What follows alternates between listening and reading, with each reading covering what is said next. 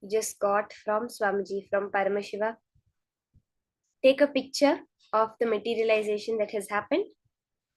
Look thoroughly. There'll be small golden flakes on your palms, so you can put the torchlight. Definitely the materialization will have happened. So don't miss it. You can look between your fingers, on the back of your palm, front, on the tips of your fingers. And also put the torchlight and check. Take your phone's torchlight and check your hand thoroughly.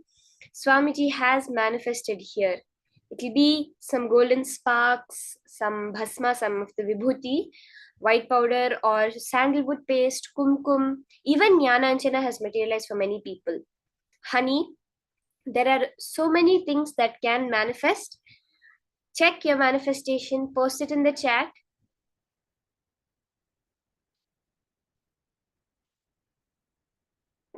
And take a picture and share how your manifestation has happened.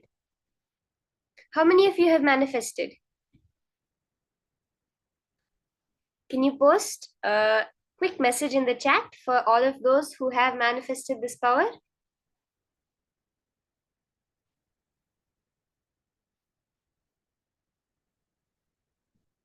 Okay, Ma Irene is saying that she manifested. Ma Irene Lemos. That's beautiful, Ma. What did you materialize? Ma, what materialized, Ma? What was the prasadam that you got from Swamiji? Everyone else? Whether it's golden sparks, that's actually the most basic level of manifestation, which everybody gets the golden sparks in their palms. If you put the torchlight, very clearly you'll be able to see a golden layer of particles completely formed on your palm. Yes, my Irene has also manifested the golden sparkles.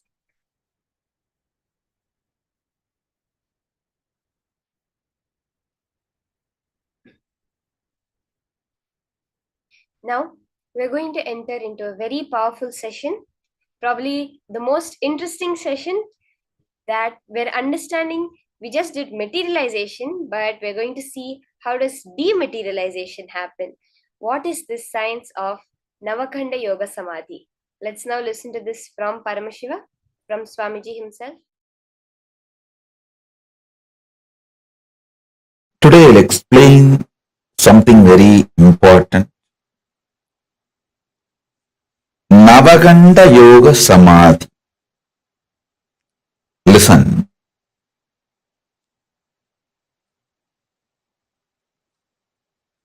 Listen to this word, Navakhanda Yoga Samadhi.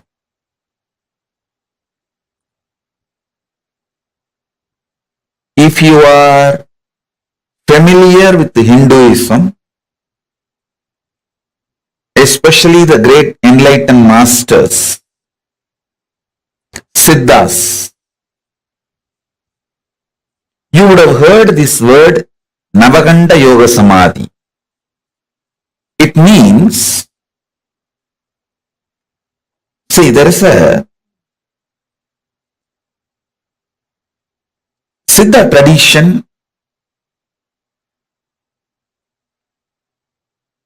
in India from Rameshwaram to Himalayas. The Siddha tradition is there. If you read these stories, life story of these Siddhas, one thing you will find commonly in all their lives, people saw their body parts lying separated, like a hand separate, legs separate, head separate, in the night time, and got frightened. This incident you will see multiple times getting repeated in so many masters' lives. How many of you read any Siddha's life where you have heard this incident? Raise your hand. Navakhanda Yoga Samadhi, it is called. The body may be in separate parts. Hands will be separate and legs will be separate, head will be separate, body will be separate. But morning it will all assemble, settle down, and they will come back. They will start doing all their activities. It is not just Shirdi Sai Baba.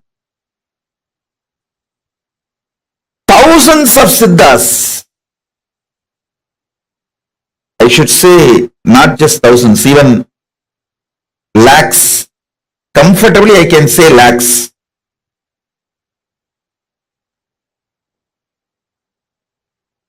I will tell you the important secret of this Navaganda Yogam. See, Navaganda Yoga does not mean they cut their bodies. Listen carefully. Kanda means cut. Aganda means uncut. Navaganda means 9 cut. Nava means 9. Kanda means pieces, cut. If you actually make a 9 cut on the body, it will be 10 pieces. 9 cut, 10 piece. This is called Navaganda Yoga. Listen. Navaganda Yoga does not mean actually the body is cut. I'll tell you what happens. This you need to be very, very intense. Listen to this. All of you listen. I'll explain about this Navaganda Yoga. See, your ears can hear only certain frequency. What is the decibel? Below the decibel you can't hear. Above the decibel also you can't hear. Same way, your eyes cannot see below certain frequency light and above certain frequency light. See, light waves below certain frequency your eyes cannot see. Above that certain frequency your eyes cannot see. How many of you understand this? Human beings can detect the sounds only the frequency of 20 Hz to 20 kHz.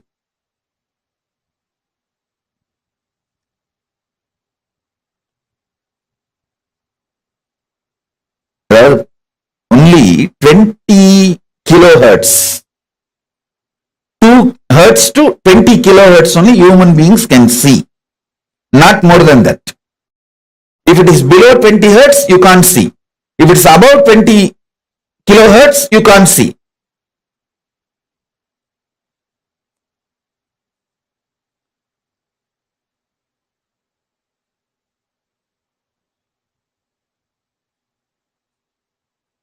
I want all of you to understand this. Same way, only 400 nm to 700 nm eyes can see. Below 400 nm eyes cannot see. Above 700 nm eyes cannot see. Now all of you should know, when you intensely unclutch, first thing will happen, your body will get detoxed. Next thing, the body's light frequency will start increasing. So, it will start going above 700 nm. See, when the body goes above the 700 nm frequency, your eyes will not be able to see it. Your body has major chakras in the throat. Your body cannot see something below 400 nanometer. Your eyes cannot see anything which is below 400 nanometer. Same way, above 700 nanometer, you can't see. When you go into the deep unclutching. Your body goes above the 700 nanometer light frequency.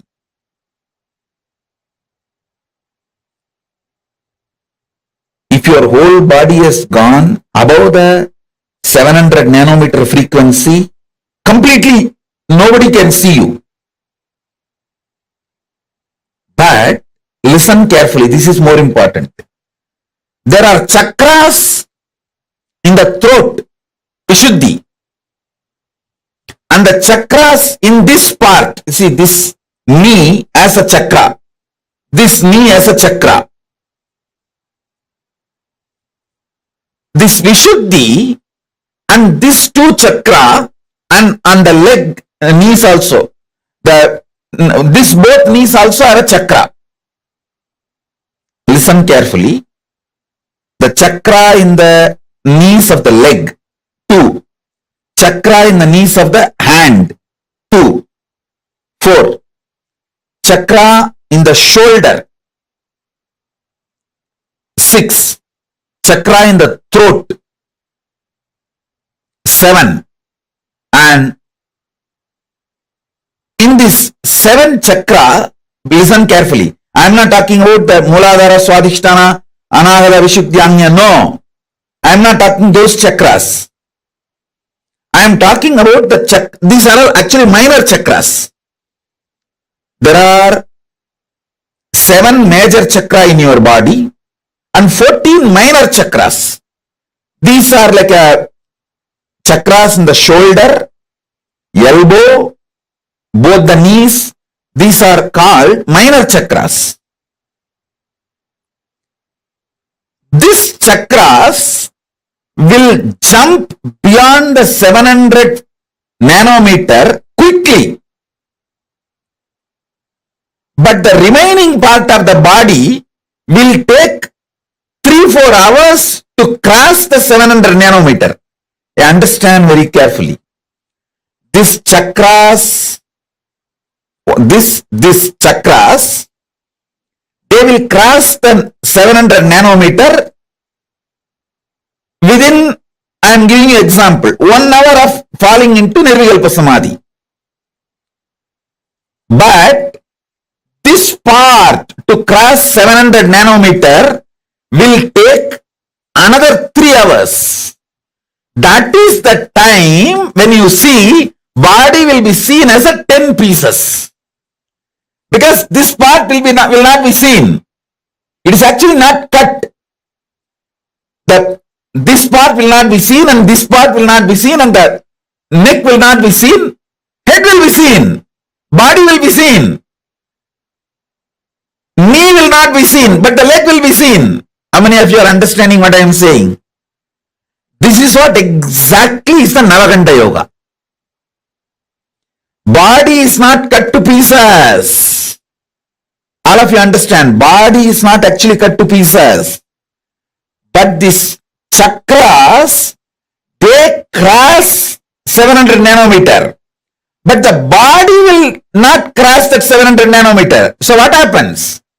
When you see, you will see the parts of the body. You will see the full hand, but not the knee.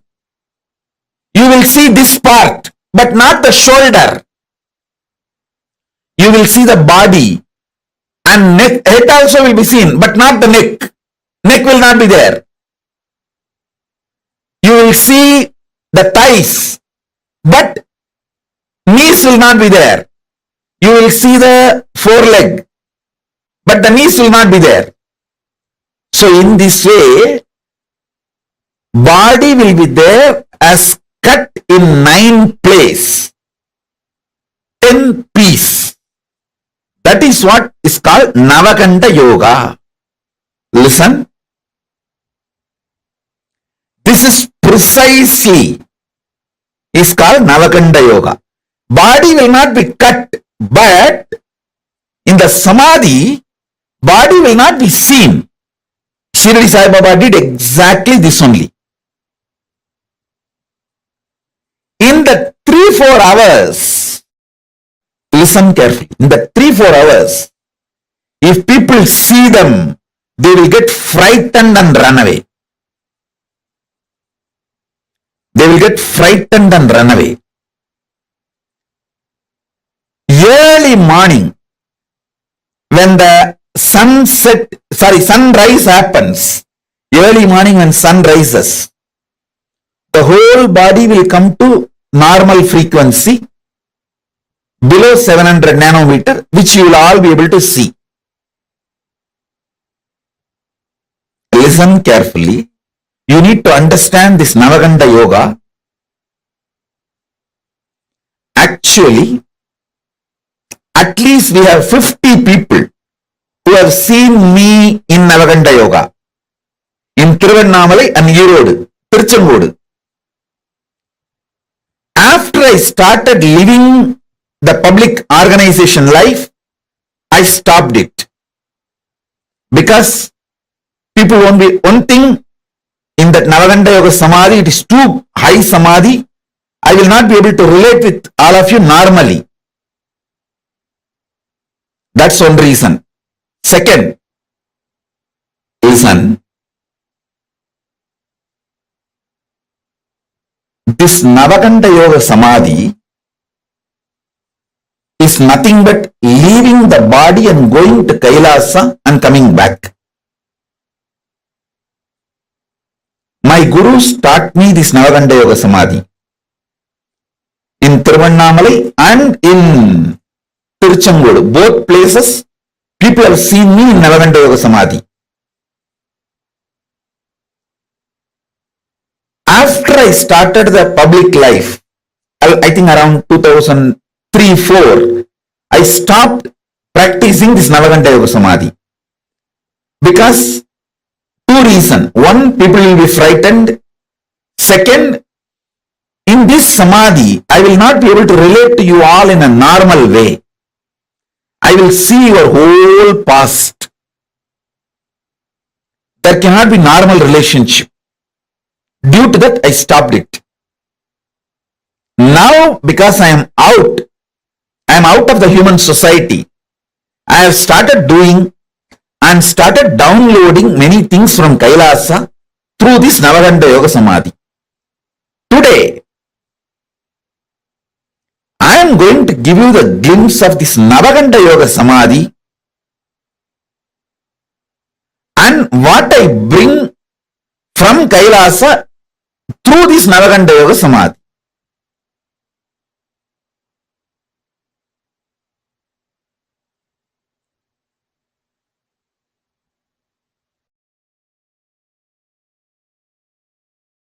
Listen. See, this part, this chakra will not be seen. So this will be one part. This chakra will not be seen. So this will be one part. 1, 2. Then neck will not be seen. So head will be one part. 3. Then 4, 5. Below the knee. 6, 7. And this thigh. This will not be seen, but the thighs will be seen. 8, 9. And this body part, because it is disconnected from the neck, 10. So Dasa Kanda, Nava Kanda, Dasa Tunda, 9 cut and 10 pieces.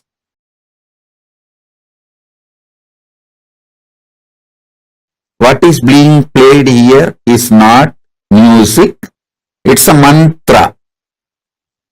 The great Siddhas, enlightened beings from whom this Navaganda Yoga Samadhi science is taken, their verses in native language, this is called Prakrita, senior to Tamil, senior to Sanskrit, there is a language called Prakrita.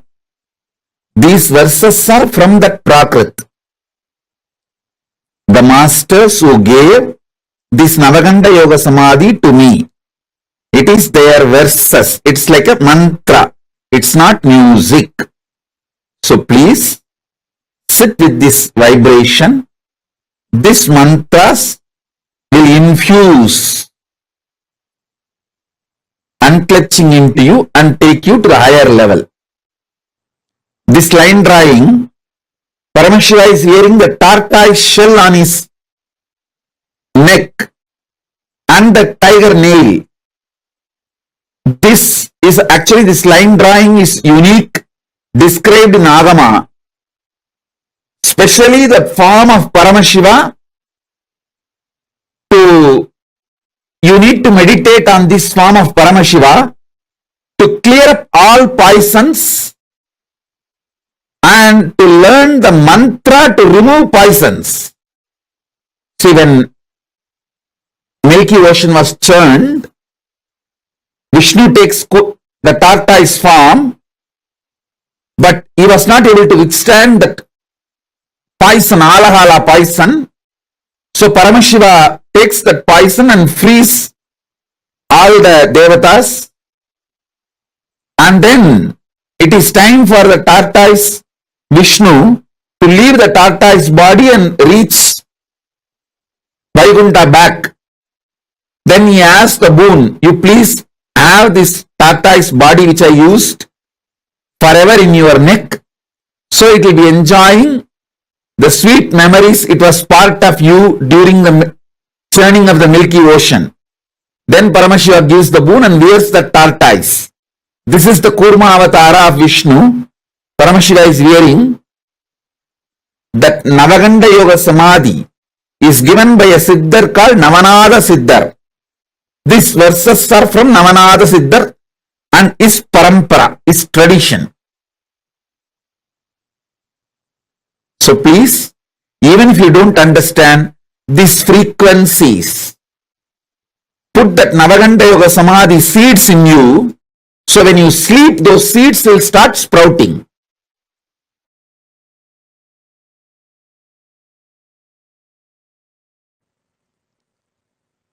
Will persistence is the only qualification you need for Navaganda Yoga Samadhi. Listen.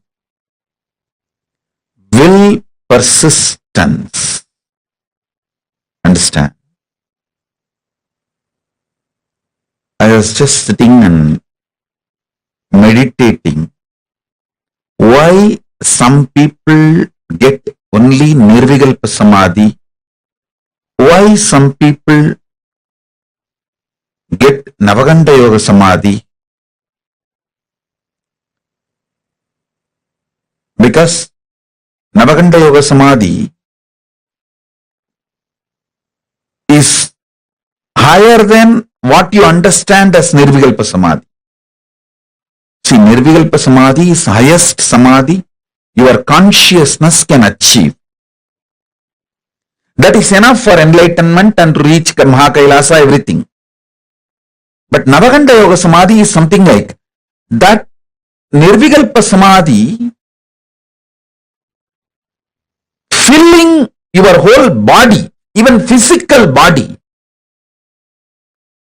And the physical body entering into the consciousness of Nirvikalpa Samadhi and raising to the Mahakailasa's frequency with the body. So naturally,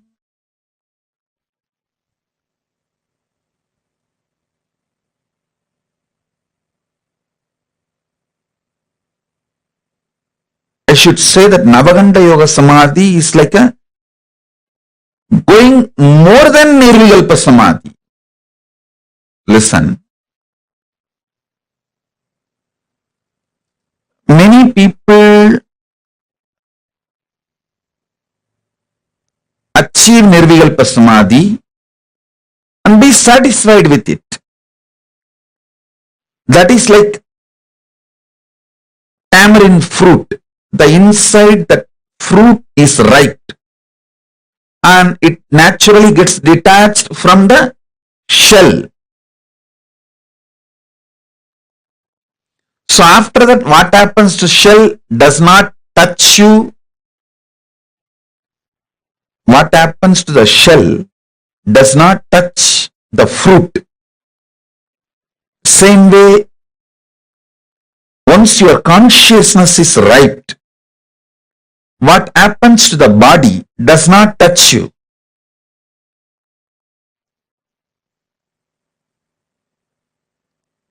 Many people come and tell me why great beings like Ramana Maharishi, Ramakrishna, Ram Surat Kumar all had cancer. Listen, they did not have cancer. They did not leave the body due to cancer. After they left the body, cancer took it. They decided to leave the body. So something has happened to the physical body to go back to the earth. So cancer took it back to earth. So be very clear.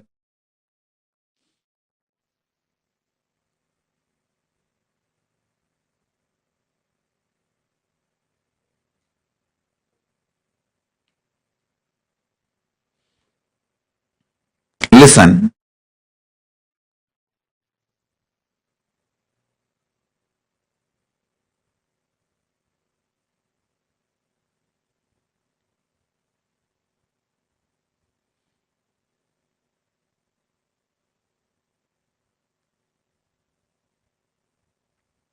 You need to elaborately understand this Nirvikalpa Samadhi and Navaganda Samadhi.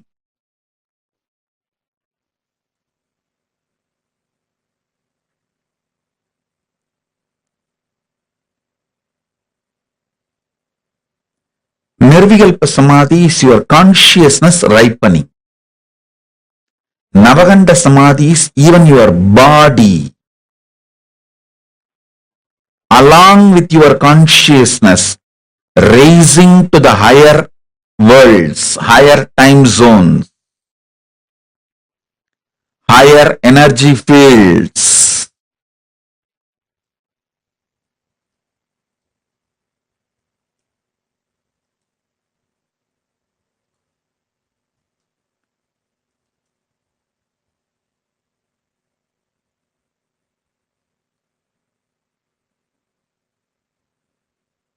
People who mastered Navaganda Samadhi only go to the higher worlds and bring the great gifts from the higher worlds and share it with us all, with the human level.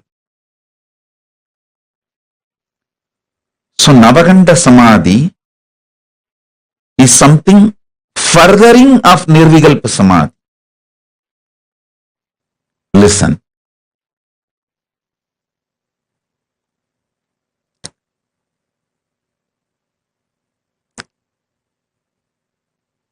See, yesterday I was sitting in Samadhi, wanted answer for this question. To share with you all why some people achieve only Nirvikalpa Samadhi, why some go up to Navaganda Yoga Samadhi.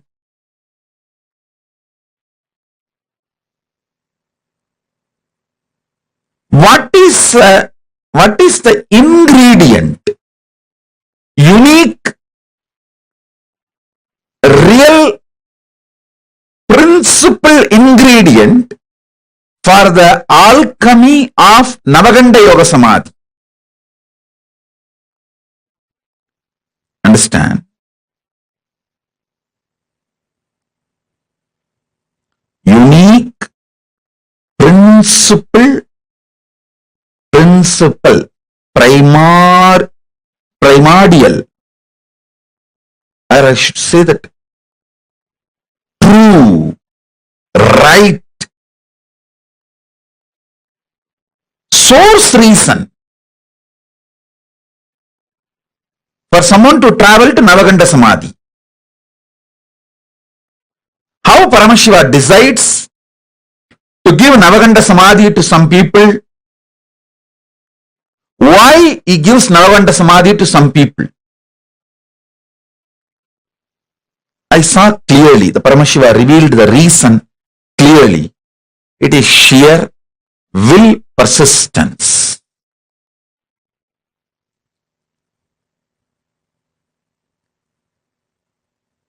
You may ask, oh, after Nirvikalpa Samadhi, naturally your will dissolves. Then how can you have a will persistence? Listen. Will dissolves into Paramashiva's will does not mean your will disappears. Fish may be inside the ocean, but it gets the right to swim on the top or the bottom. It can go to the depth of the ocean, or it can just swim on the shallow waters. The freedom exists even in Navaganda, in Nirvikalpa Samadhi. This may be new information for you, but that's the truth.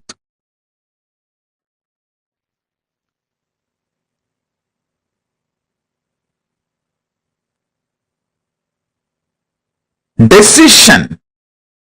Who moves towards Navaganda Samadhi is basically done by Paramashiva based on the will persistence of the individual.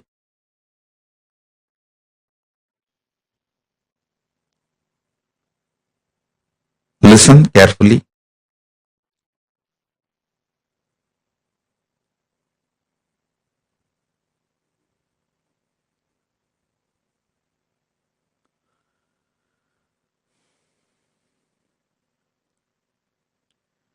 For any normal human being, Nirvikalpa Samadhi itself is enough. But if you want to be a teacher, guru, an incarnation, to bring great things from vertical time zone, higher worlds, and share it with the world, then you need Navaganda Samadhi.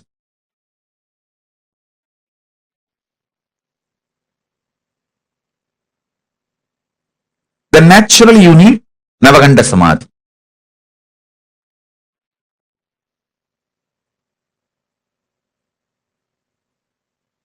So understand,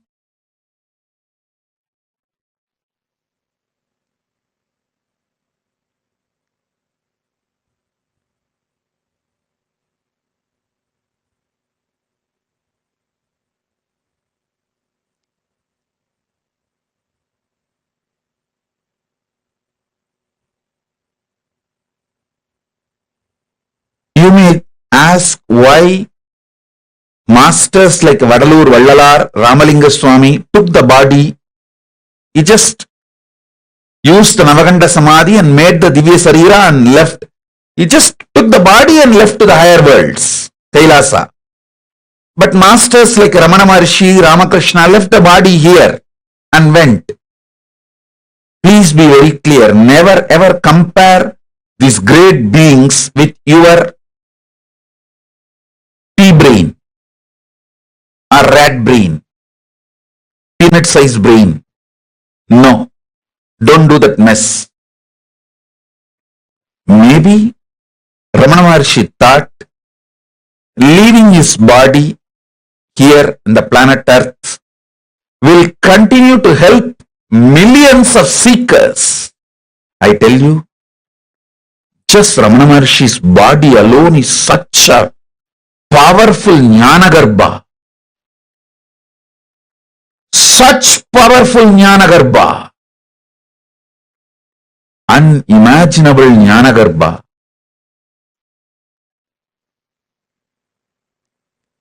It made millions ripe into enlightenment, including me.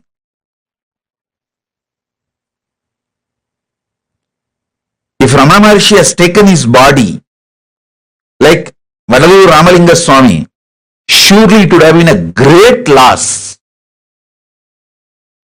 So they have their own reason. Same way Ramakrishna. Ramakrishna, by leaving his body and especially making it burnt, he gave the asti which is installed now in hundreds of places all over the world.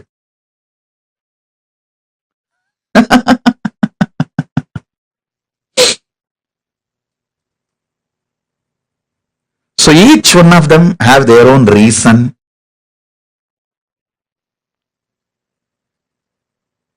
You understand now the science of Navaganda Samadhi.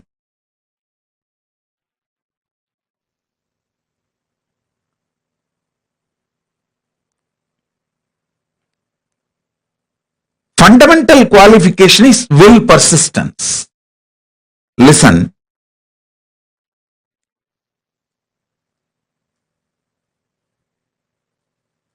Shiva, Paramashiva tests only your will persistence.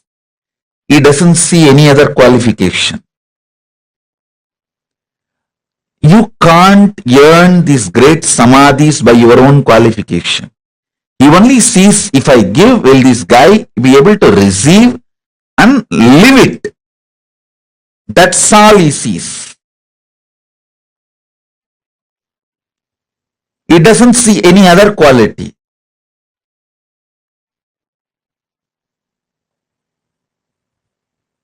He tests your devotion. That's all, nothing else.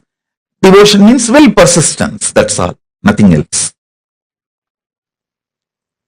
Navaganda Yoga Samadhi can happen in you just by breathing along with me in same rhythm, same tune. Nothing more is needed. Sit with me, breathe in the same rhythm, same tune, same mode. The vibrations I am creating while I am inhaling and exhaling, it can just penetrate your inhaling and exhaling. Go and sit inside your consciousness and manifest as Navaganda Yoga Samadhi. That's it. Nothing else is needed. You don't need any other qualification other than your will persistence. That is why your will persistence is thoroughly tested. By your own effort, you can't get it. It has to be only given from guru to disciple, because I myself got it from my gurus. I did not make it on my own. Human beings can't make it on their own. It is that kind of a highest frequency, wavelength experience.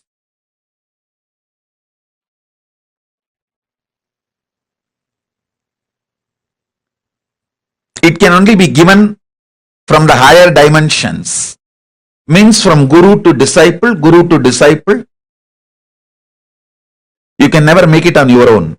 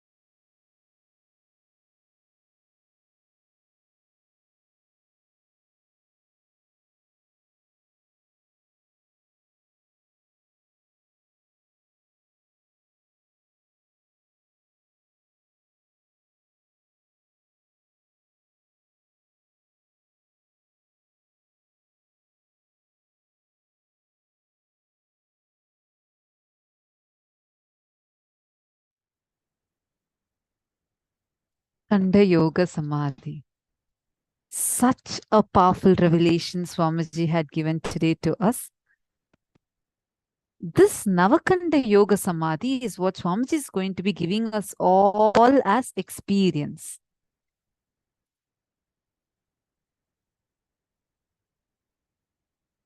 I see many of you who had materialized in the previous round, whether it is a sparkles, I think Machingo materialized some Basma. Very, very, very nice.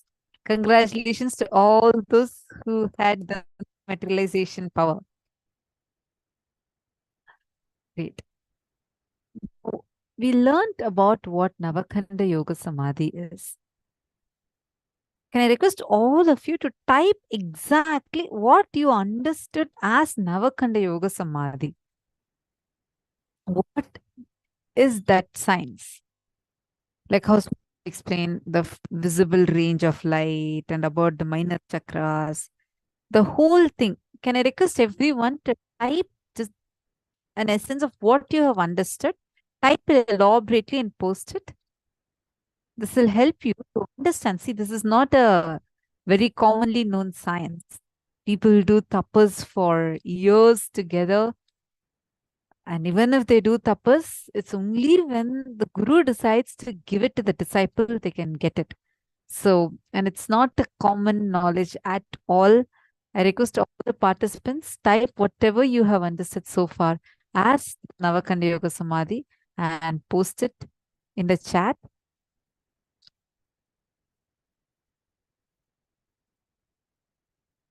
Whatever you understood, meaning step by step how Swamiji explained the science.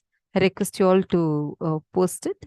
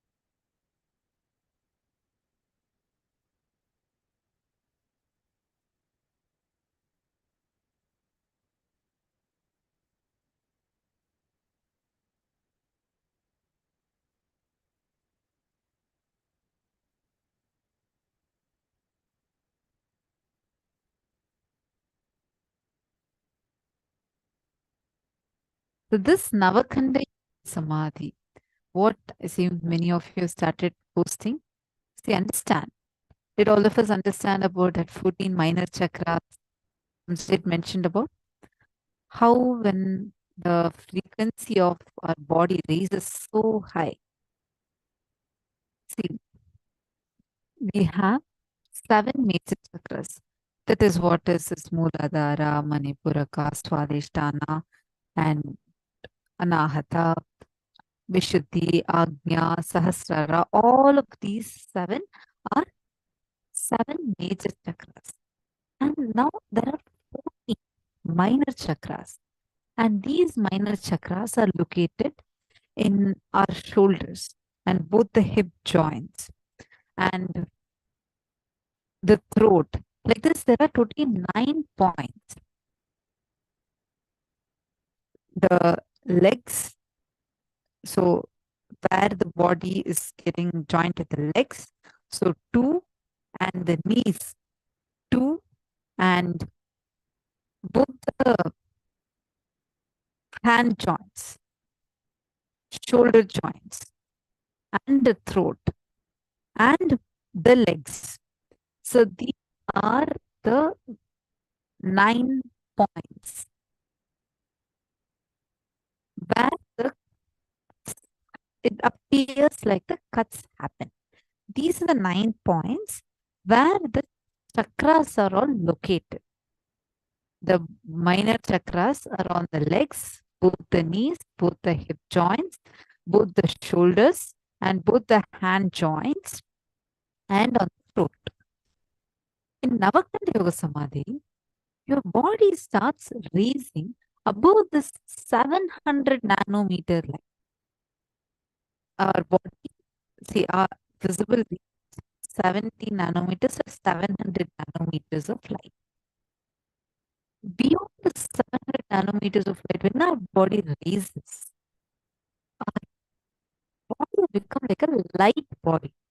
The Tejas, Swayam Prakasha. There are so many enlightened masters who have demonstrated the science. Many masters have lived and demonstrated the science. And they raise so high that they can completely disappear. They can even take their physical body and go to higher lokas.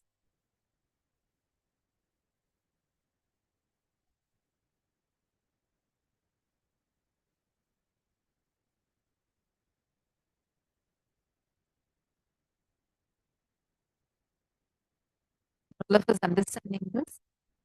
So now that is all of us are learning about Navakanda Yoga.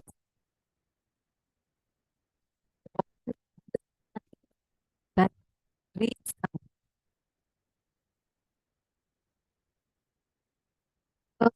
9 points.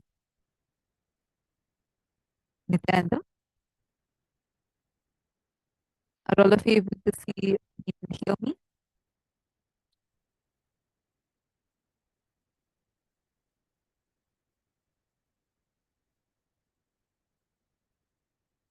Nithyananda?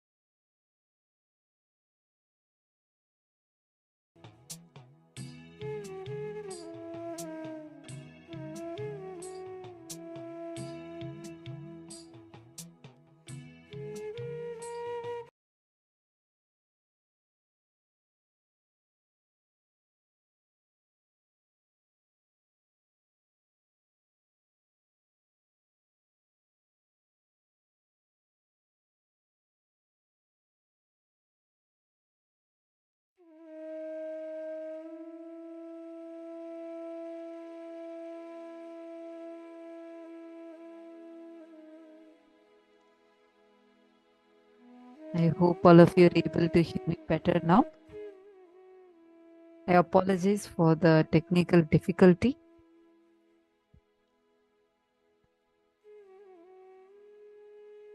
Now, what is the unique, real, principal ingredient for the alchemy of Navakanda Yoga Samadhi? Like what Swamiji said, what was revealed to Swamiji in the Samadhi was, it is just sheer will persistence. Understand? Swamiji is going to be giving all of us this Navakanda Yoga Samadhi today. How many of you really want to experience this powerful Navakanda Yoga Samadhi? How many of you really want to have the powerful experience of this great Samadhi science in you, manifesting that oneness in you and experiencing that Navakanda Yoga Samadhi? How many of you want that? Understand, decide to have will persistence. See, for a normal human being, even if we achieve the Nirvikalpa Samadhi, it is that ultimate unclutched state, itself is enough. But if you want to be a teacher, a guru, an incarnation, to bring things from vertical world to the higher worlds and share the science of the world, then you need Navakanda Yoga. This is the key qualification needed is will persistence.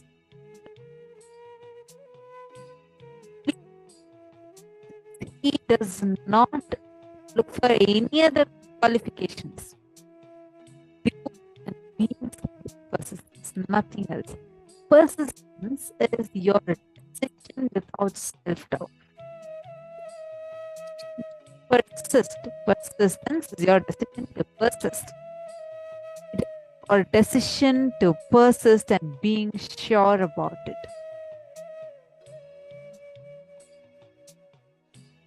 Willpower. When you use just your will, you're not sure about you. What will happen if it goes this way and that way? Will persistence, you are sure. Whatever way, I am going to have, no matter what, I am going to have will persistence and I am going to get this. That will persistence is the key. All of you understanding?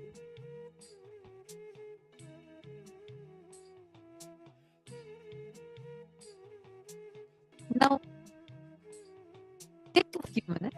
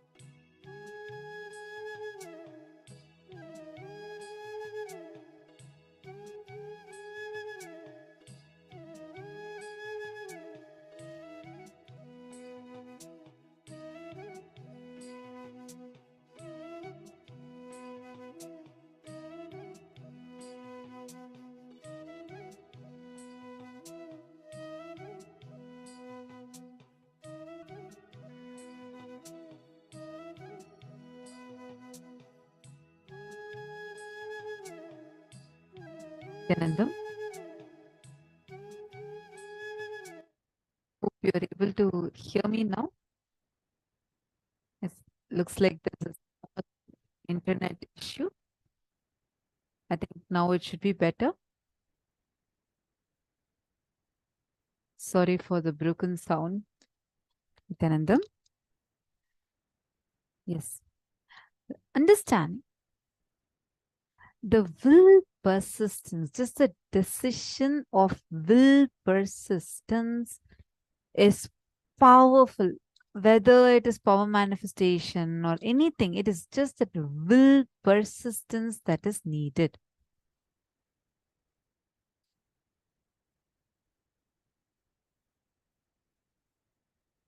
Now, take a few minutes. Look at every step in your life, all your patterns of withdrawing from life, all your decisions to withdraw from life. All these come from will arrogant decisions. All the life involvement decision comes from will persistence. Whether inner world or outer world, life is all about how much intensely getting involved. That's all. The intensity with which you get involved with life, intensity with which you get involved more and more and more and more interaction, more and more involvement, more and more ice breaking. Will persistence is all about life. Life is about will persistence. Look at every step in your life. All your patterns of withdrawing from life. Whenever you approach your life, will I start a business in my hometown or start a business in Chennai or start a business in Mumbai or I'll go to Dubai? No. I think I'll go to ashram and become a sannyas. No, all right, I'll be in the ashram. Then I'll get some good contacts. If I get some good contact, then I'll go for business. When you are going on with these kind of struggles, the confusions, chaos in you, where you're not sure about yourself, your will is like, it just keeps going here and there. You're not even clear. When you look at life with so much of confusion and not having clarity, not being sure about you, life also constantly teases you, constantly tortures you, showing the carrot here and showing the carrot there, and you will go on suffering with life. How many of you are able to see this happening in your life?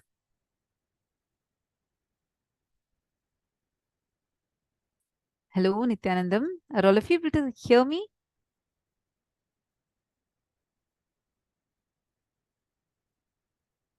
Okay. Did you all understand this part about will persistence and will arrogance? See, so many times the problem would be like you'd be so angry, frustrated with your situations. Okay, let's say you're stuck in some problem. You would have so much of frustration, irritation, and confusion. And actually just step back and ask yourself, would you even know what exactly you want? You're not even sure inside of you. That is why life tortures you. Life also goes on teasing you. That conflict that you face inside of you is because you're holding on to just your will.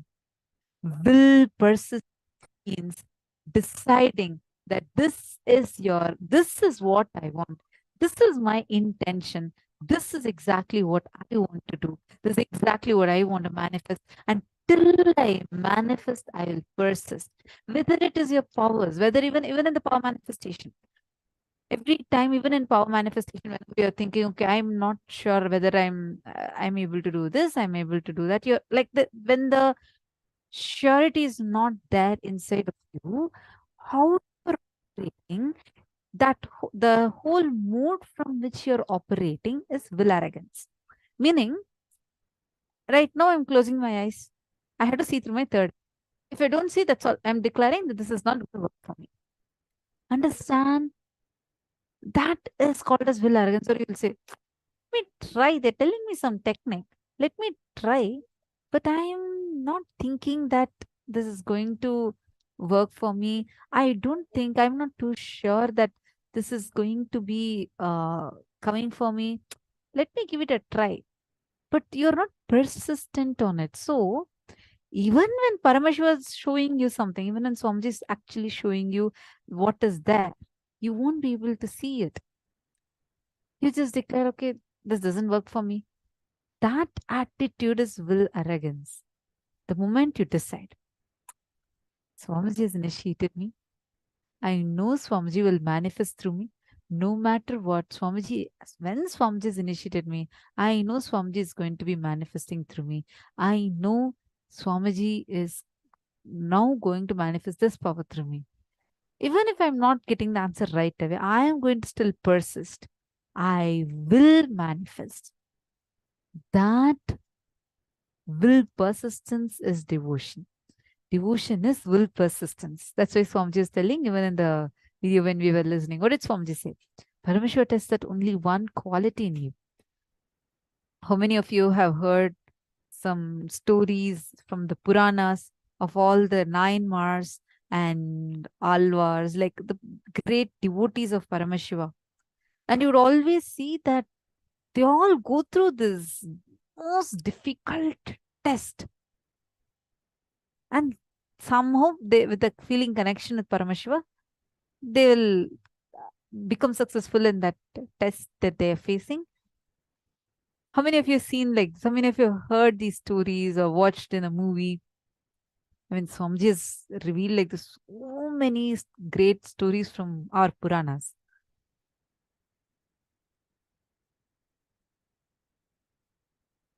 Ma Dharananda saying a few of them were very ordinary people. Actually, all of them are very ordinary people, normal people. But their will persistence, if you see in every situation, Paramashiva will only test their will persistence. Understand? Only when Paramashiva knows that you have become qualified with your will persistence, he'll even test that will persistence.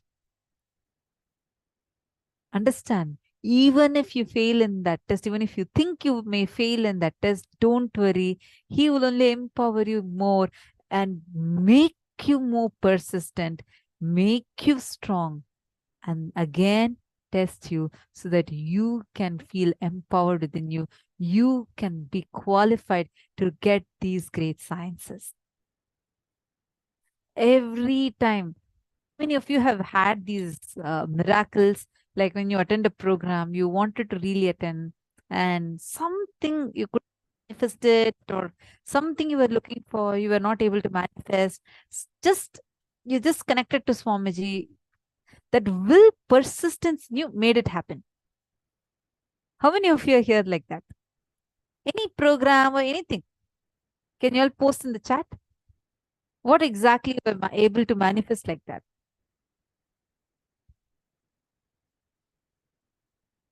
Ma Priyesha saying, yes, I have seen that in my life, Ma. That example. Absolutely. Actually, if all of us see in various levels, Swamiji would have done this Leela in our lives. Just look at your own life.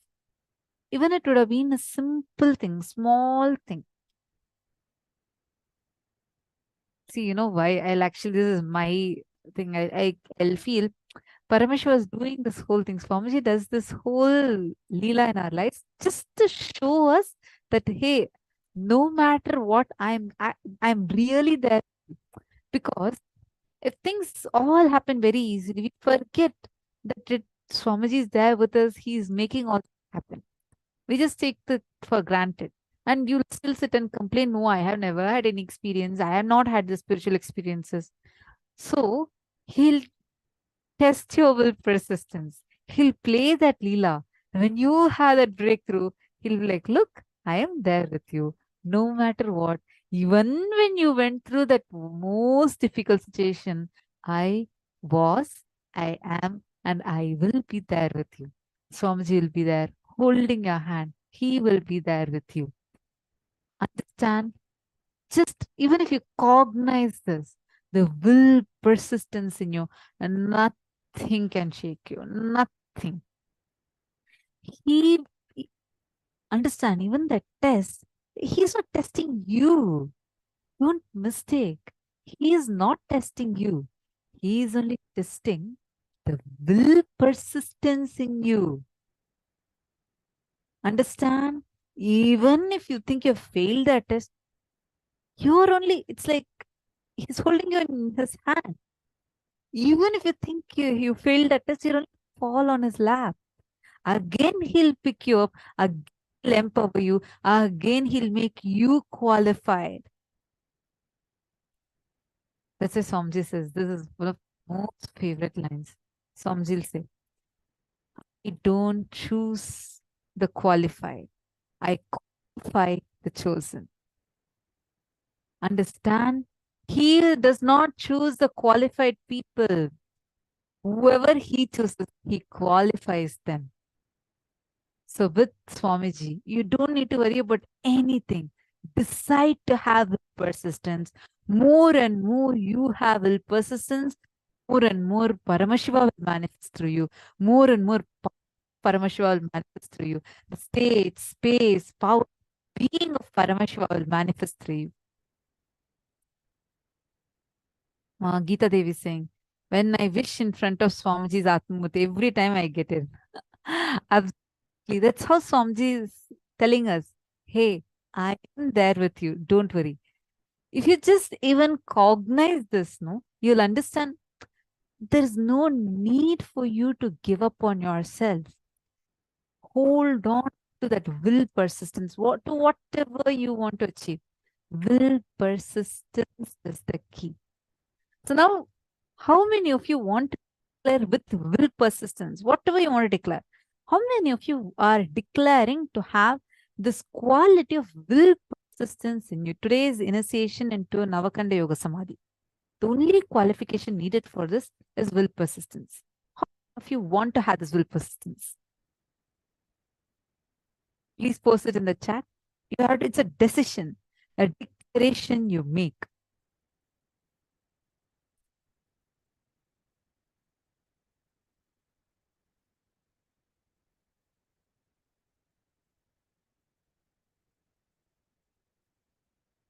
Beautiful. I see so many of you declaring. Great.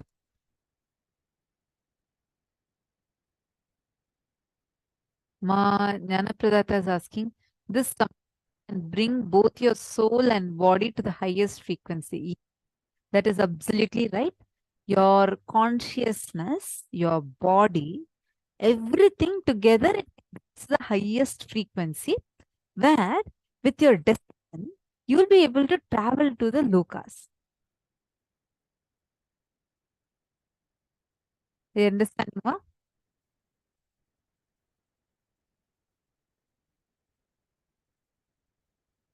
Now, for will persistence to become your lifestyle, there are few tips that you can follow. First and foremost thing, start doing the spiritual routine. It's very, very, very powerful. Whatever time you may get up, make a decision to do all these 5. First is Nithyananda Yoga. Whether the Pratama Vinyasa Krama or Dvitiya Vinyasa Krama, decide you will do the yoga with all the 12 components. Second, doing the Panchakriya. Panchakriya is the detox methods, right? Whether it is Neti or Jalabhasti, meaning doing enema or cleaning your nose, cleaning your bowels, or doing all of these. And the next thing, do Guru Puja and Shiva Puja. Watch satsang. Only after these 5 are done, go to any other routine. Make this as your lifestyle. Just this one thing. You will see so much of powerfulness just oozing through you.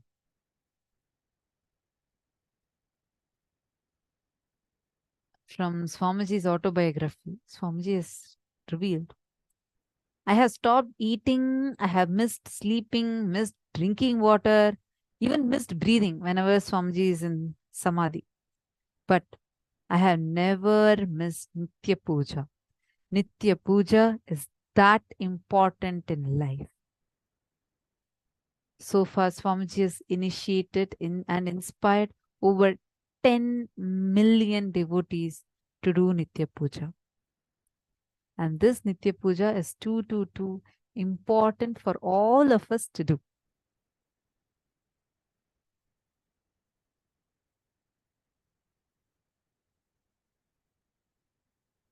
Today, we are going to be having the darshan of these forms of Paramashiva.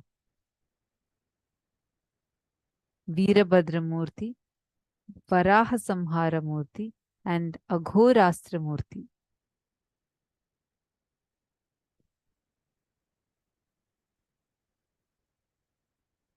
And Swamiji is going to be gracing all of us through these Samhara Murti manifestations of Paramashiva and all the incompletions, powerlessness, patterns that each of us are struggling with through these ferocious forms of Paramashiva. Swamiji will just burn all those patterns in us and bless us all with intense will persistence. Now, with the same will persistence, are all of us ready? Shall we all enter into power manifestation session?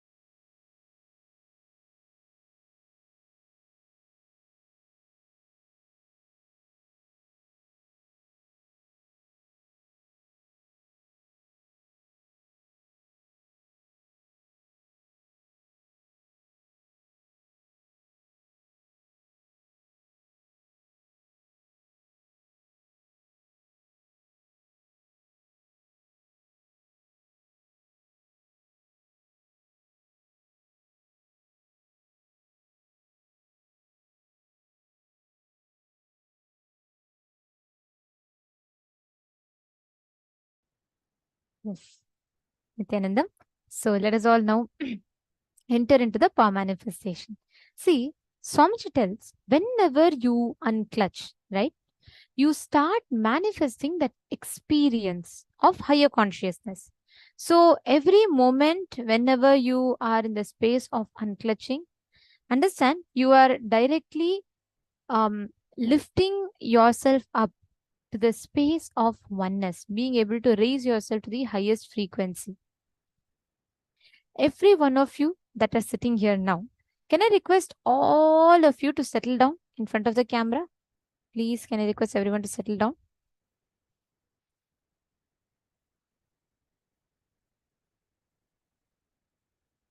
See, Navakhanda Yoga Samadhi, literally what Swamiji revealed.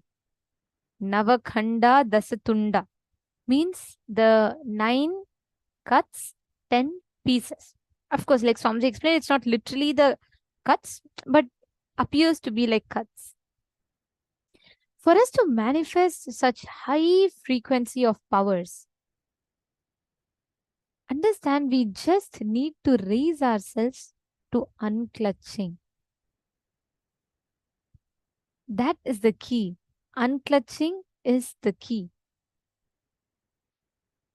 Because it is with unclutching that all of us, every one of us, are able to manifest the powers, the higher frequencies of the cosmos, everything by unclutching.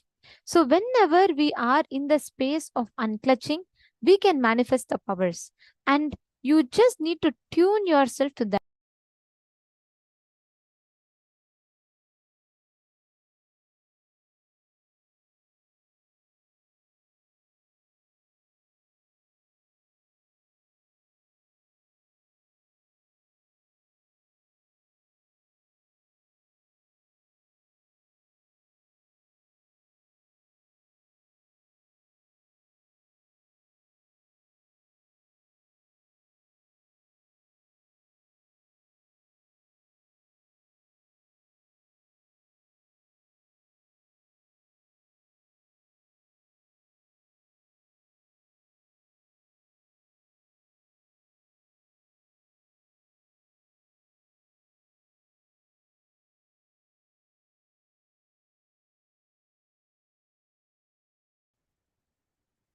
Sorry for the technical glitch. So please understand, only when you unclutch and when you're not engaged in any of the doubts, any of the incompletions that keeps interfering, even will persistence you'll manifest. Because like Swamiji said, will persistence is the key.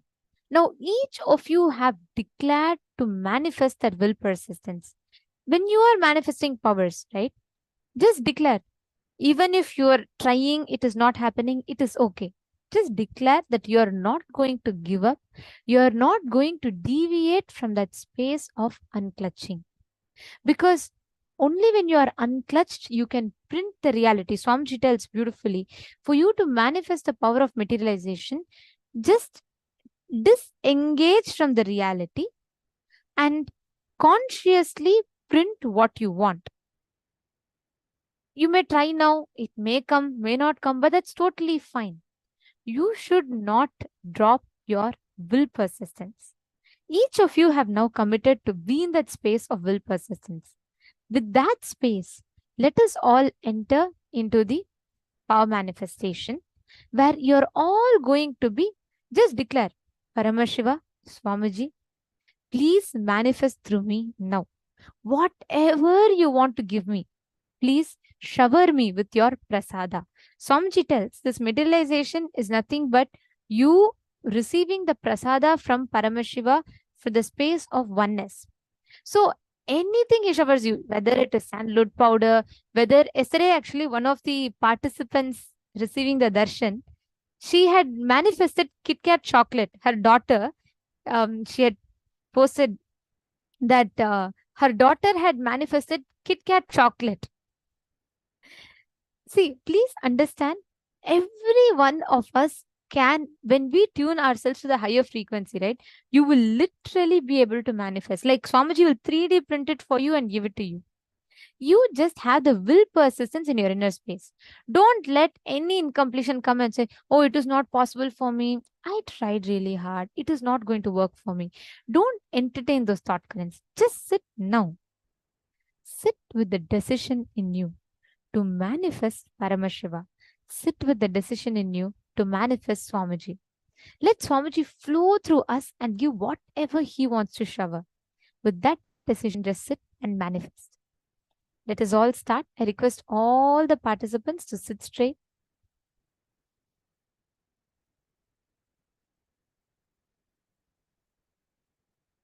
Please sit straight with your head, neck, and spine in a straight line.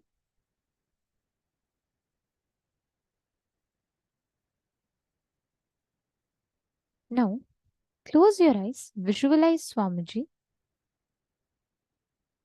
Chant the Mahavakya. Continuously chant the Mahavakya. And let Swamiji shower us with whatever Swamiji wants to shower. Let Swamiji shower all of us. You just connect and receive it. That's all. Let us all start the manifestation. Only key here is will persistence. Nithyananda Paramashivoham. Om Nithyananda Paramashivoham. Connect to Swamiji. You will see automatically your frequency will raise. Paramashivoham. Om Nithyananda Paramashivoham. Om Nithyananda Paramashivoham. Om Nithyananda Paramashivoham. Om Nithyananda Paramashivoham. Om Nithyananda Paramashivoham. Om Nithyananda Paramashivoham. Om Nithyananda Paramashivoham. Om Nithyananda Paramashivoham. Om Nithyananda Paramashivoham. Om Nithyananda Paramashivoham. Om Nithyananda Paramashivoham. Om Nithyananda Paramashivoham. Om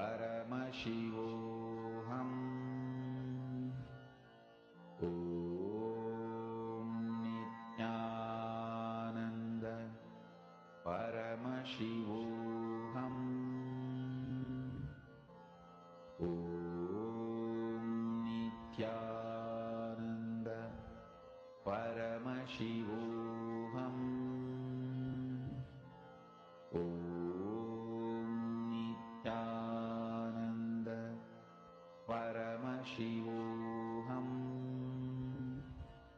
Om Nithyananda Paramashivoham. Om Nithyananda Paramashivoham. Om Nithyananda Paramashivoham. Om Nithyananda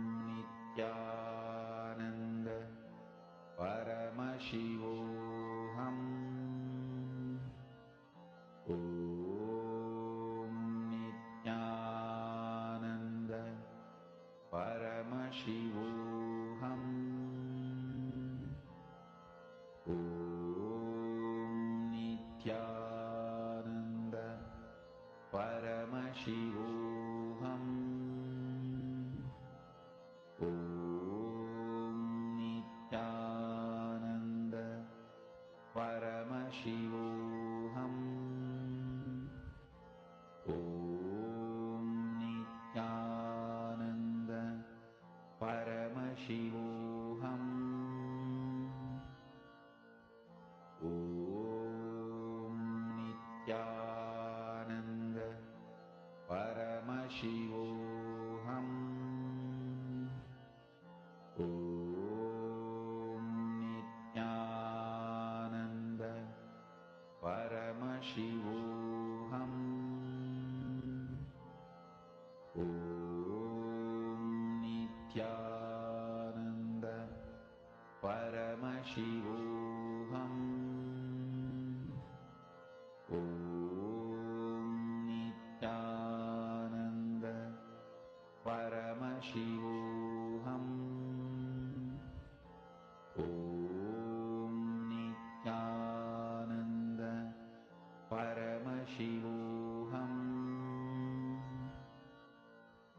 Om Nithyananda Paramashivoham. Om Nithyananda Paramashivoham. Om Nithyananda.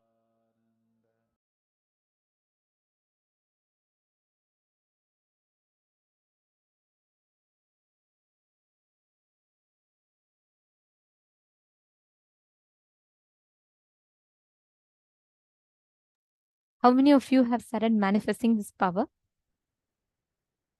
See, please understand, when you manifest this power of materialization, right, you are literally raising yourself to the subtler frequencies, which means you will be able to experience, manifest the higher dimensions as an experience for you.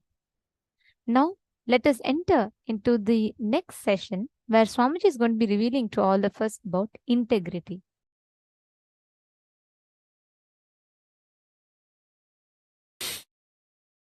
The first thing I wanted to share with you, nothing is needed from your side other than declaring simple integrity. Just simple integrity and listen to the satsangs, that is enough. This system is now fully ripe with extreme compassion and life positive attitude. Understand? When I declared my simple integrity to my Guru, Arunagiri Yogeshwara, all I know is what he loves, I will love. What he hates, I will hate. What he wants, I will want. What he does not want, I will not want. That's it. That's what I call simple integrity. You don't even need to struggle, because I am going to give you the most powerful logic in which Paramashiva functions. Understand? Please, all of you understand this one point. We always think we are too smart. Just by coming to conclusion, we can execute the conclusion. Whenever I try to speak elaborately about vegetarian lifestyle or compassion, people try to intervene and say, Swamiji, what do you want to say? You mean I should be vegetarian, I should drop non-veg, that's all, na? Okay. But whoever talks like that, I've always seen they fail when they start executing. Understand? Listen very carefully. If you try to jump to conclusion without loading yourself with enough powerful cognitions, your conclusions will not be powerful enough to break your patterns. So when you struggle, when your conclusions are not powerful enough to break your patterns, when you struggle, when your conclusions become powerless, you enter into frustration and your anger turns towards Guru and the whole system, science. Understand, whenever you are not able to make your conclusions into reality, gather more knowledge, more powerful cognitions.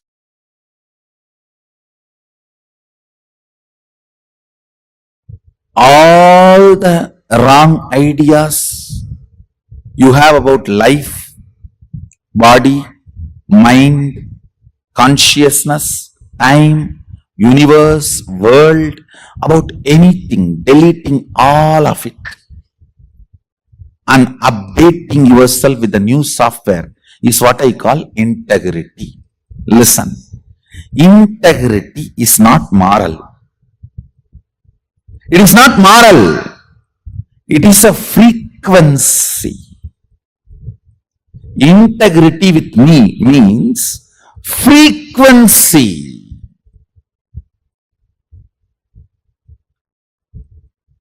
You will not come late to the class. Moral means you will be struggling. You really want to come and you will have a reason why you should not come.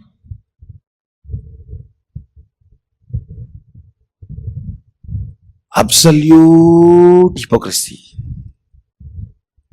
The extreme hypocrisy I have seen is, I really want to be there, Swamiji, I don't want to miss Swamiji. Lies and lies and lies. See, lies which you yourself believe is called hypocrisy. Hypocrisy, when you express it to others, it is called lies. Lies which you believe is hypocrisy. Hypocrisy is the worst smell. Listen,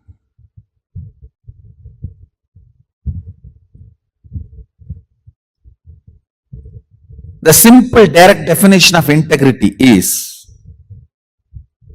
honoring every word you utter to yourself and others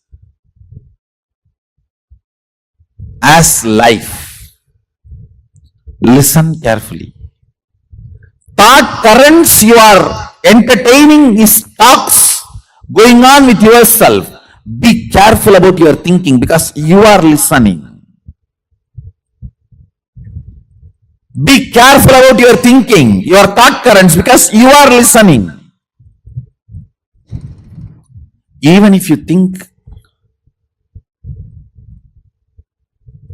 I am not integrated, the next thought current, is it, I will make myself integrated, or is it, nothing can be done, this is the way somehow I push my life. The second thought current matters. Listen carefully. When I give this integrity definition, honoring every thought current you are cherishing within you and every thought current you are cherishing by sharing with others, honoring it as your life, is integrity. The thoughts you share with yourself, I should say thought currents, because with yourself it's not single thoughts, it's like a bunch of flow. With others it's a single thought because it's a words. Listen carefully. With others you share in linear way, one by one by one. With yourself you share bundles and bundles. If you can share bundles and bundles with others, you and he are in extraordinary at oneness. Sometimes some of my disciples, with them I can share bundles of thought currents without expressing much words.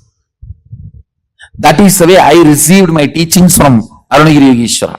Otherwise, in 9.5 months, no way I could have received this whole Vedas and Agamas from him. I received from him as bundles of thought currents. Because The oneness was so strong. When you share with others, it is one thought, one thought, one thought. When you are talking to yourself, it's bundle of thought currents.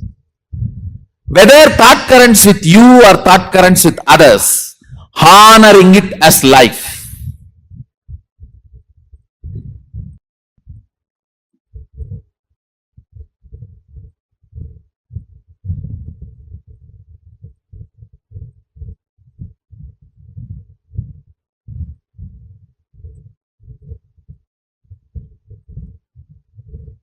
Integrity is a frequency. Just integrity is enough for you to manifest Sadashiva's state, space, powers, everything. Nothing else is required. Just integrity is enough.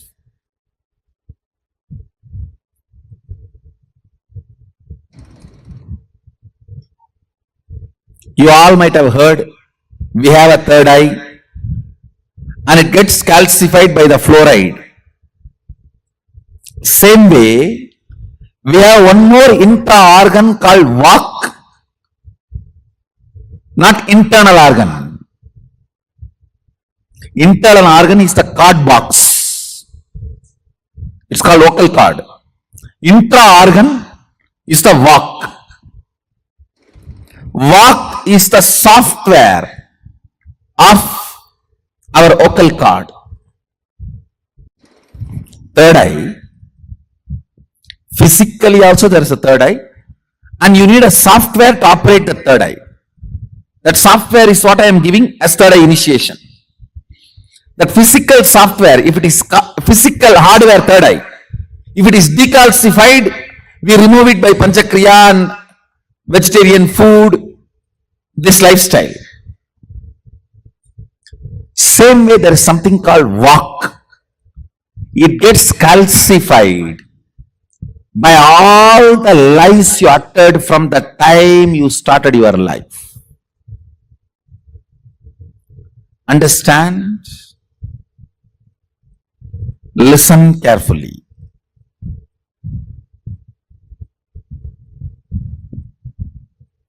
Anything you know and you change, the vak gets affected. Means the frequency of vak comes down.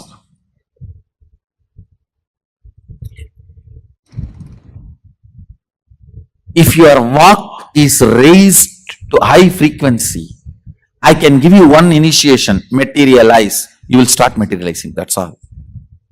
Why the Balasans, the moment I initiate, start manifesting powers, and why many of the adults are struggling? It is because the vak is in such frequency, the frequency is not even matching. I am in Jupiter, you are in somewhere Patala, means underworld. Understand, it is a frequency.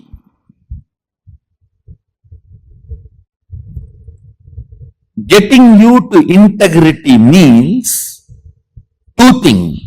You declaring from this moment, I will maintain my word as my life. The words I express to others are words I cherish inside. I'll treat that as life. That is for future. Past decalcification need to be cleaned. Detoxification need to be done. That can be done only by you remembering all the lies you uttered, which you are able to remember, and completing with them.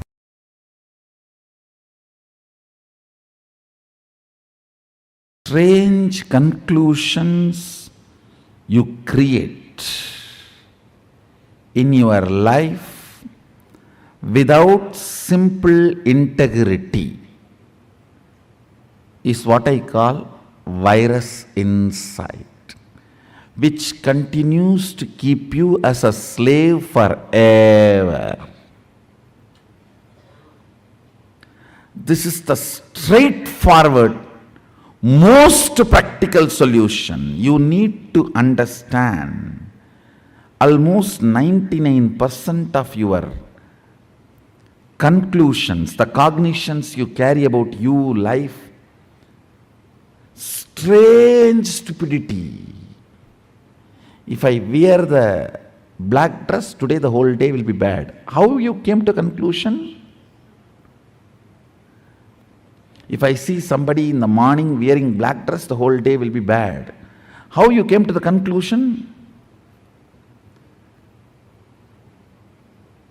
Coming to strange conclusions and operating to strengthen those conclusions in your life. Understand what I am talking. I am giving a very superficial examples. I can go deeper. Go deeper. When your body is in good energy, after a cup of coffee, how you think and perceive, how your cognitions are.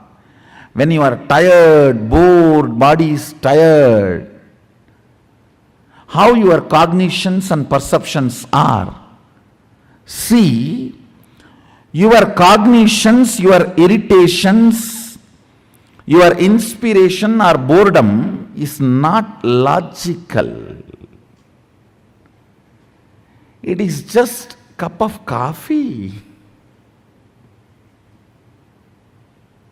It is just few chemicals and hormones.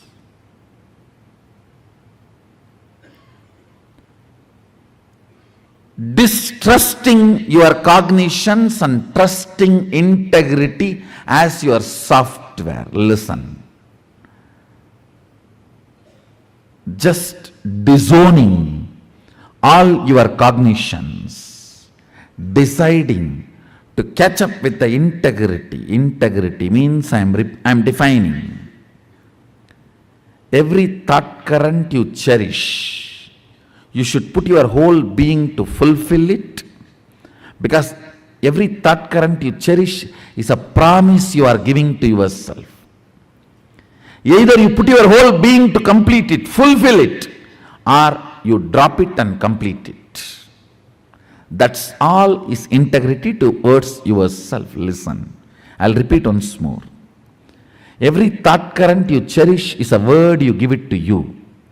So you should work, putting your whole energy to make it into reality. If you are sure you can't make it into reality, complete and drop it. Don't entertain, enjoy anymore. Do not date if you are not going to commit.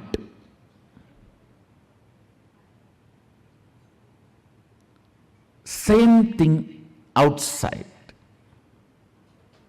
Give a word only when you are going to live it. If not, drop it.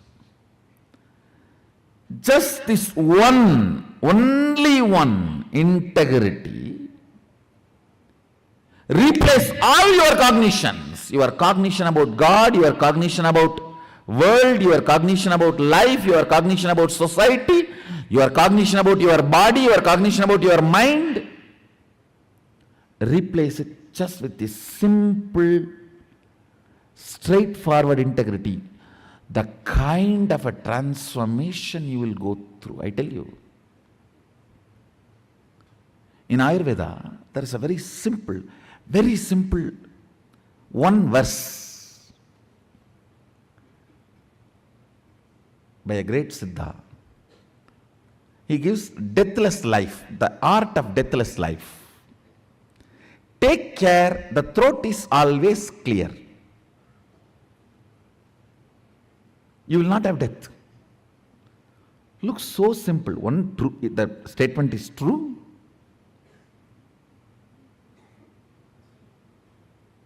Second,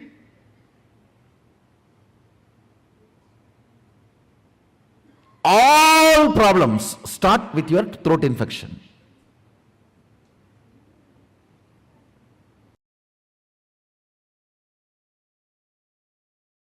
In anything you do, you know the first principle. Am I right? First statement, for example, lawyer, he is committed to his client. Doctor, he is committed to life. Engineer, he is committed to the product he is delivering. The first principle of your existence, being integrated to the first principle of your existence without the fine print footnotes.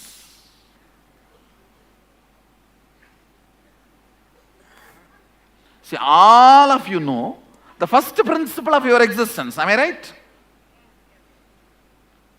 Being committed to that, being integrated to that. All the other utility transactions cannot touch the integrity of your first principle. They may be there, may not be there. But the first principle cannot be compromised. Cannot be compromised. I tell you, first principle brings strength.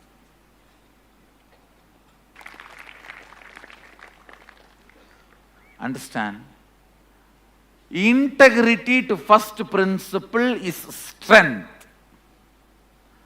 That is what Sadashiva calls it as Swadharma. He uses the word Swadharma in Agama. Means your first principle is Swadharma. All of you are very clear about your first principle. Am I right? What is your first principle? Means your declaration about you to the world. All of you know your first principle. Being integrated to that, that's all. Swamiji, when you say we know the first principle, it's something that changes from time to time, isn't it? Time to time. Yeah. I should say, the practical application may change time to time, but not the first principle itself. First principle itself does not change time to time. Surely it doesn't change. Like you said, if someone becomes a doctor, or then he wants to become an engineer, then Oh, no, what I am saying, that time what I said, multidimensional. That I used. Here what I said is, your main commitment. Even if you are doing multidimensional, then your first principle should be, when I am declaring myself as a doctor, I am committed to life. When I am declaring myself as a lawyer, I am committed to client. When I am declaring myself as an engineer, I am committed to the delivery of the product. That's all. So that's the first principle. What I am declaring, that forms my first principle. Your first principle is your Swadharma. And being integrated to your Swadharma without shaking or letting your integrity to be shaken by any of the outcomes and side effects. Whether you are praised or blamed or showered, supported or beaten, being integrated to your first principle.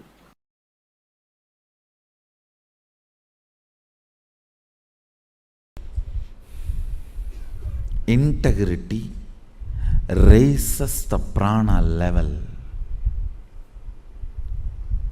Integrity,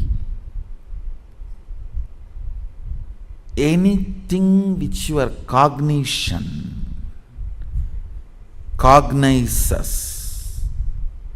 As on now, I can give you example of how your cognition cognizes anger and lust and even hunger, fear. In that frequency, if you cognize the power of integrity, you will be powerful forever. You will be powerful forever. Not just feeling powerful, you will start manifesting powers. Because if you are integrated to your wife, you will have a very good home. If you are integrated to your boss, you will have very good office. If you are integrated to Guru, you will have amazing cosmos.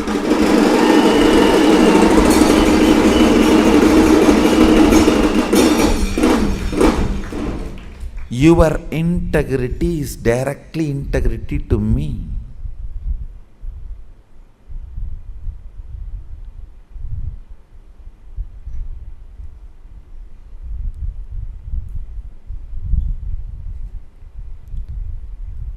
I was successful in integrity when I was young because I made it very personal.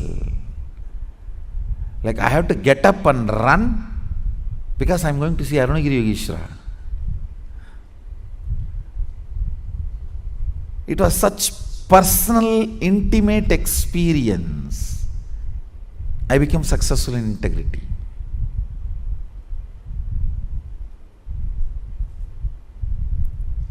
Not any other logical practices. Practice may make you perfect, not integrated. Cognitive shift makes you integrated. Decision makes you integrated. That is why when you miss integrity, I am not asking you to practice integrity. I am making you to decide to be integrated from now. Declarations are decisions of reminding yourself, let me burn me with integrity. Let me awaken me to my integrity. Let the best of me be awakened in me. Let the best of me be awakened in me.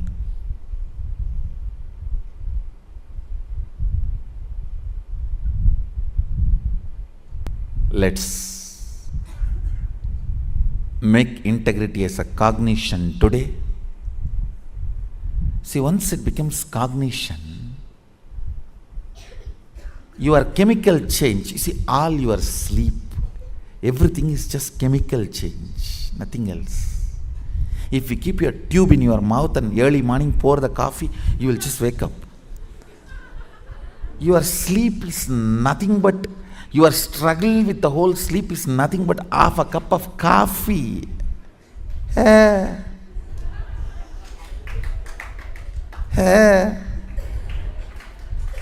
really.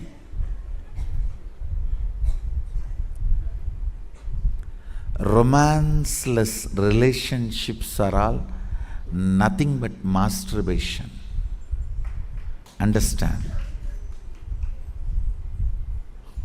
That is why in any relationship, romance is more important than the physical component of it.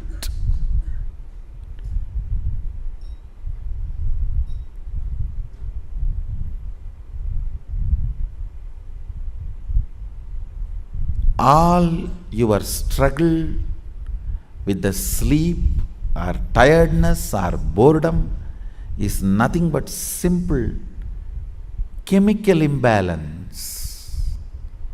If you are feeling sleepy, tired, tell yourself it is not mental, it is just physical chemical imbalance. Integrity will clean it up. When you clear chemical imbalance using integrity, you bring tremendous health to your system. Understand? If you don't sleep because you are watching movie or some other entertainment, Facebook or something else, you may fall sick. But if you don't sleep because you are practicing certain integrity or tapas, you will never fall sick. Only your body will become healthy.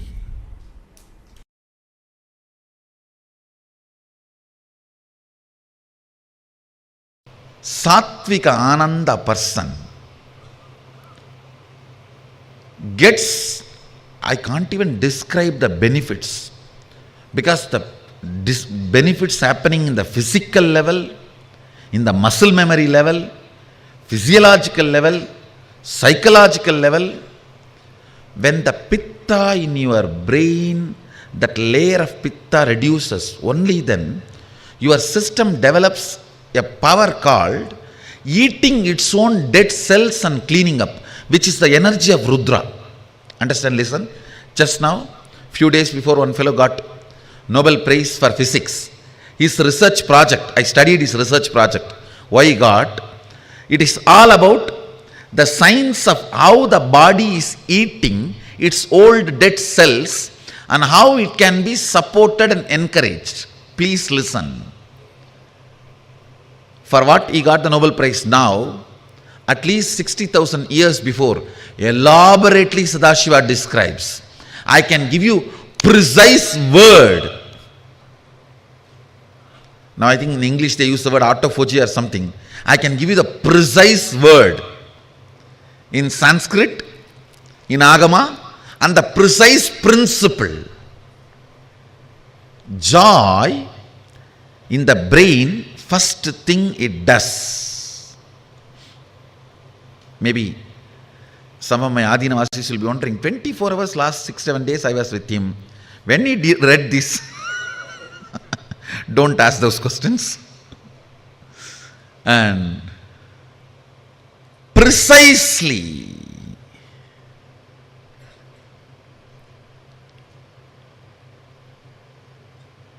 the Sattvika Ananda, what it does, listen, it will clean up the pitta layer in the brain, means the layer which makes you powerless, tired, and withdraw from the life for no reason. Actually, when the pitta layer attacks you, suddenly you will feel like frustrated and don't want to get involved with anything. If you come face to face with your mother-in-law or boss, or the people whom you don't want to see what happens to you at that moment, imagine that's the same thing, the pitta layer spreading. Listen, this Sattvika Ananda first thing cleans up that subtle layer of pitta, that's one. Second, it awakens the Rudra energy in you, which makes your system eat all the dead cells and dead parts of you and clean up. Just clean up.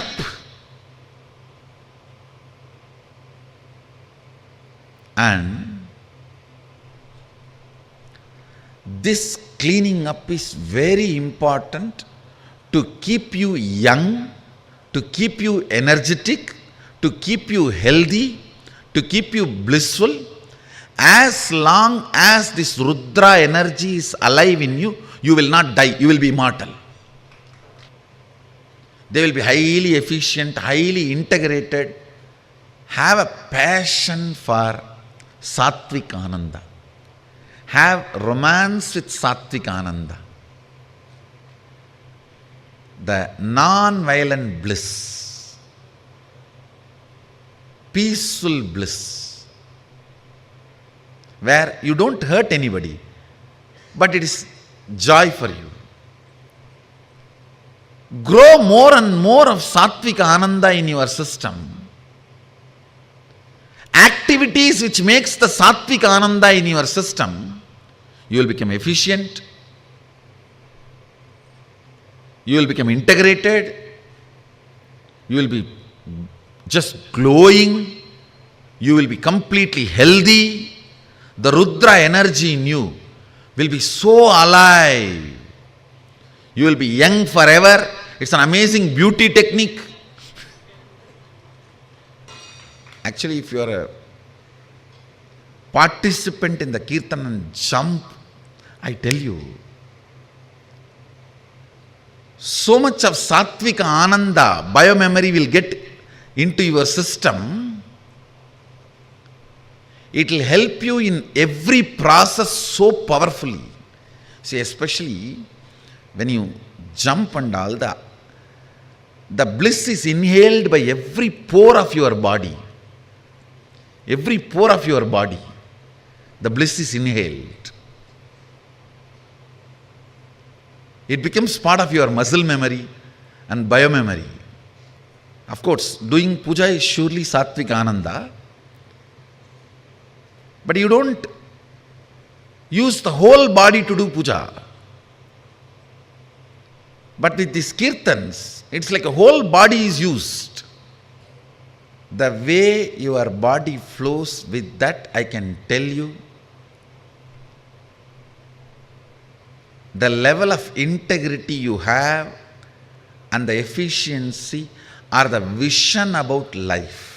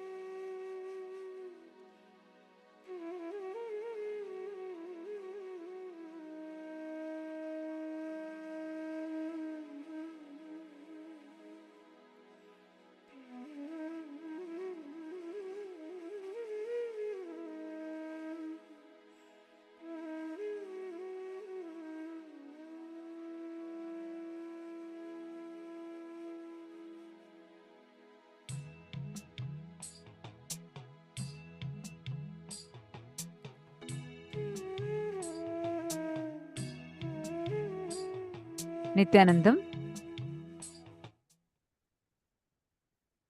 Integrity. Swamiji explained to us in detail about integrity and about the importance of honoring every word that we give to ourselves and to others.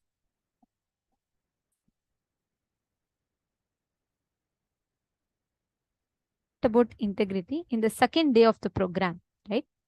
But here, Swamiji made a very important upgrade to the very definition of integrity. Swamiji had beautifully revealed how integrity is not just you honoring the words, but you fulfilling, aligning every action, every thought current to your life's purpose. The integrity is the first principle to becoming Sadashiva. Every time when you give a word, see, it's not just like, oh, I tell, if like, for example, let's say I tell Ma Hiranmayi, I will give in 5 minutes, I will come and give you, let's say something. I tell you, okay, within next 5 minutes, I'll come and give you $500. I am responsible to fulfill it, giving my life to fulfill it. Only then it will be Sattvic Ananda. Only then we will experience the organic Sattvic bliss, the non-violence based bliss. Every one of us, Swamiji gave a completely beautiful understanding about the very concept of integrity as we know it. Honoring the words, fulfilling every words, thoughts that you give to yourself and to others. That is integrity. Now, every one of you that are sitting here, all the participants that are sitting here, just decide consciously to be in that space of integrity and operate everything in life. When you are integrated, you literally become in tune with the cosmos. When you are integrated, you start aligning to the cosmos, and everything that life presents to you, you will become so aligned, so strong, powerful, and integrated. Are all of you catching it?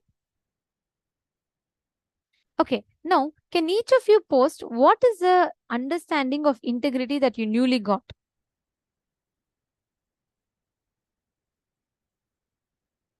Yes, that's right. Manasra Goodness Swamiji had beautifully defined even hypocrisy. Hypocrisy is you believing the lies that you tell to others. You start believing those lies yourself. Lying is you being hypocritic to others, and hypocrisy is you believing your own lies. Now, this is a very, very powerful revelation from Swamiji. I request every one of you to post how has your understanding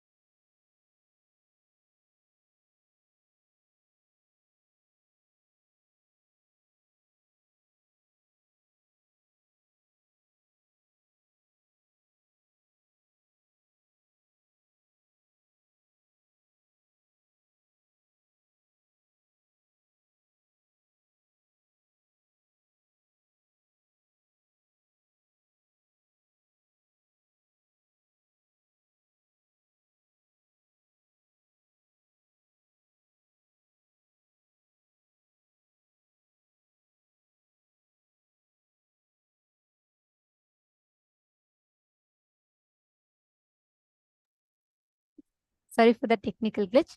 Now, we were just discussing about integrity, right?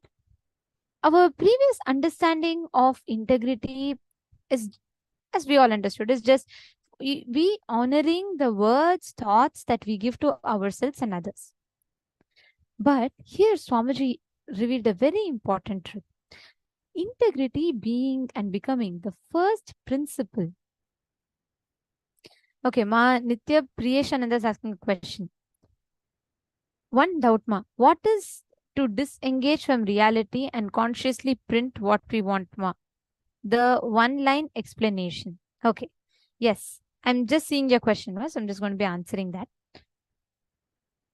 Disengaging from reality and consciously printing what you want. Two things. Right now, constantly, there is so much of every scene you see in front of you, right? You add so much of background music, VFX effects, sound effects, and all kind of things you do. You edit, alter, you add your background music, you give a voiceover, everything to life, how it presents itself to you. Let's take an example. It is like, if you watch a movie with no audio, let's say you watch a dance without any audio, will that make any sense to you? No, right?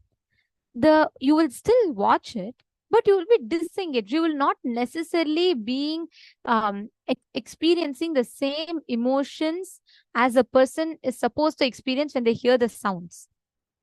Right? You just watch it. It's a subjective, it's a reality to you. It's an actual happening to you. You're just seeing, okay, it's just going on in front of you. You are neither affected by it nor pained by it, nothing. Now, if the same thing, if it is with the sounds, you add all the emotions, background music, jokes, you laugh for the jokes, you cry for the emotions, you get angry for it, you feel bad, you feel their pain, and you feel the romance, you feel everything along with the movie, though you're not there. Same way, clutching to the reality of life, however life happens to you, clutching yourself in these different situations will stop you. That is engaging with the reality. That is clutching. Unclutching is disengaging with reality. You see, okay, I am manifesting. I am not manifesting. People are talking in front of me. Just be a witness. Just try it. It's a very powerful way. There's one very beautiful example Swamiji will give in the Bhagavad Gita book.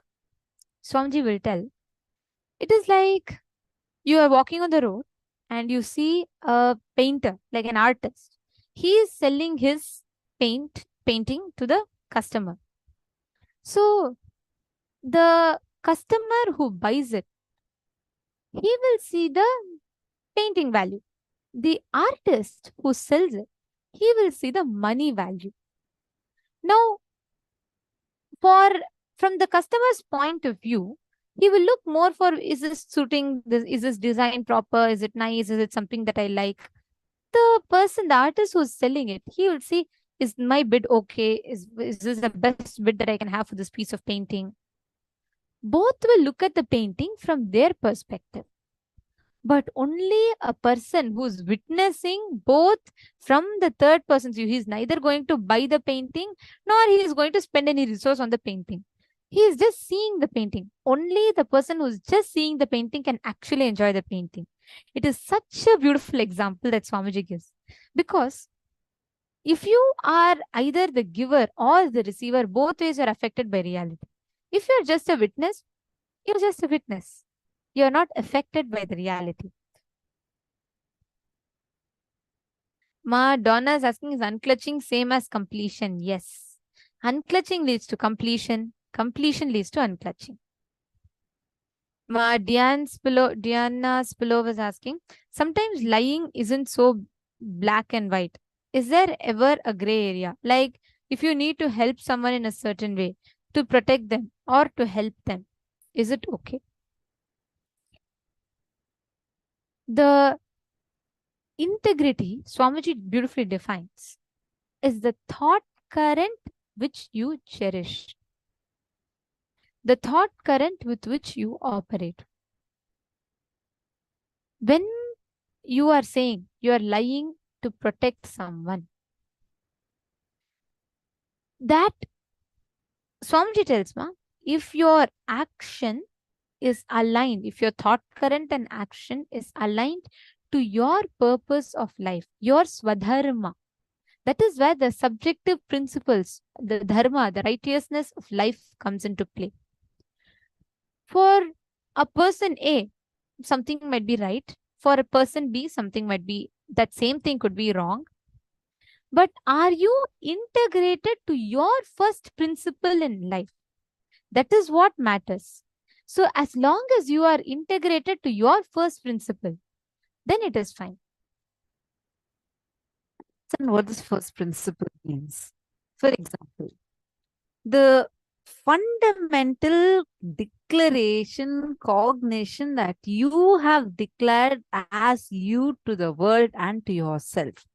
That is the first principle. For example, you may be a doctor, you may be a teacher, you have your, let's say you're multitasking, multiple personalities, you have, like me, multiple careers or multiple things you're doing, you're multitasking. But to you in your core and to people, let's say you are a doctor, meaning you take care, your main thing is being a doctor, being integrated to that first principle. Or let's say you're as a mother, that's your first principle. How you hold you. What is it that you are for you and you are for the world? That first principle, being integrated to that, that matters the most. It's not just a, that's why Swamiji does not use a word being honest, because that word honesty is already loaded with a lot of meanings, connotations that we have put on it. Are all of you understanding? See, when you say just, okay, I have to just tell the truth. In multiple situations, even though you may be talking the truth, you are not being integrated to it. What is your first principle? Being integrated to that. That is the real integrity. How you hold you, how you show yourself to others, being true to that very thought current of the core of you.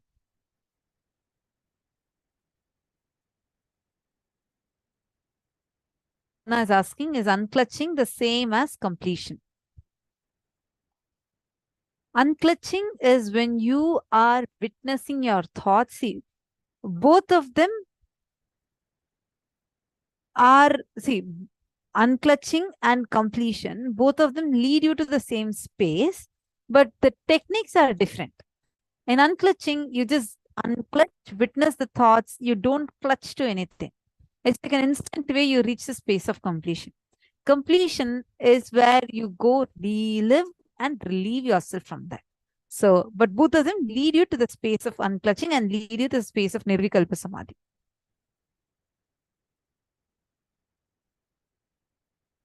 Swamiji has given all of us this very, very beautiful and powerful revelation on integrity.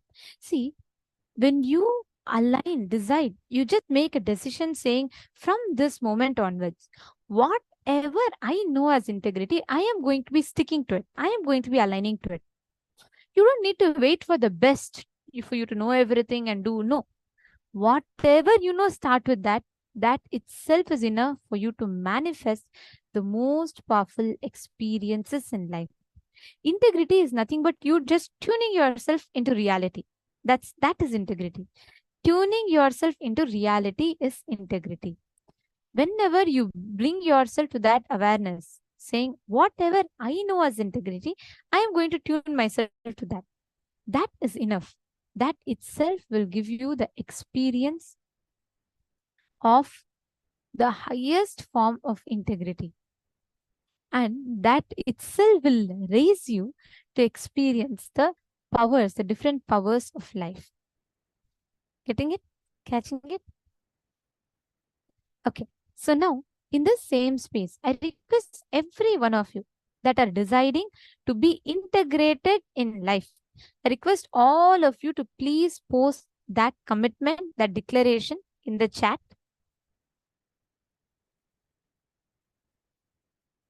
And all the wrong ideas that you carry inside of you, you dealing that with integrity and realigning those ideas is integrity. All the wrong ideas that you carry inside of you, establishing yourself in the sattvic ananda. Now, take a few minutes and write the declaration. Pen down all the wrong ideas that you have about integrity, you have about life, you have about following the principles, and write a clear declaration that from this moment onwards, you will be integrated.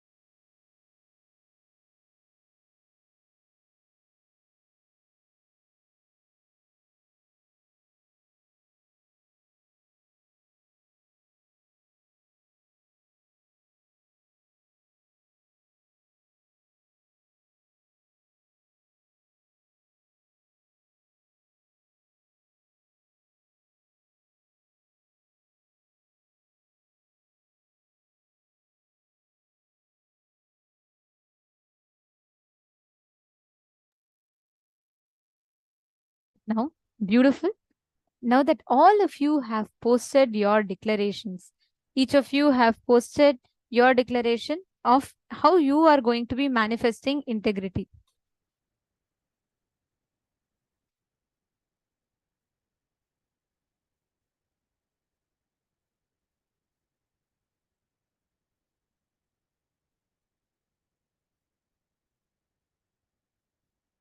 Now, in this same space, let us all enter into the power manifestation session. Let us manifest this experience. See, what happens to our inner space when we are integrated is we start getting tuned in to the cosmos. We start getting tuned into the existence, how exactly the existence is manifesting itself for us. So please understand, integrity is the key principle for us to manifest powers. Integrity is a key principle for us to manifest Sadashiva.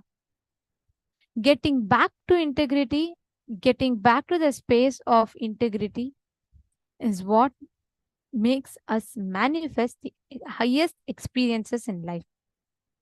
Now, we're going to be entering into a very, very beautiful session.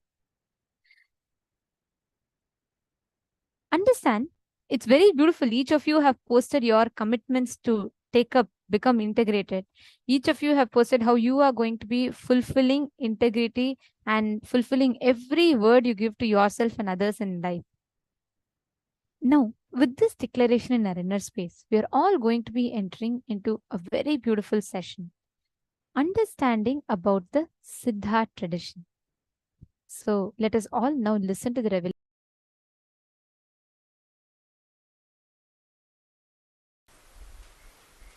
I wanted to remember, bow down, invoke the presence of all the great Siddhas.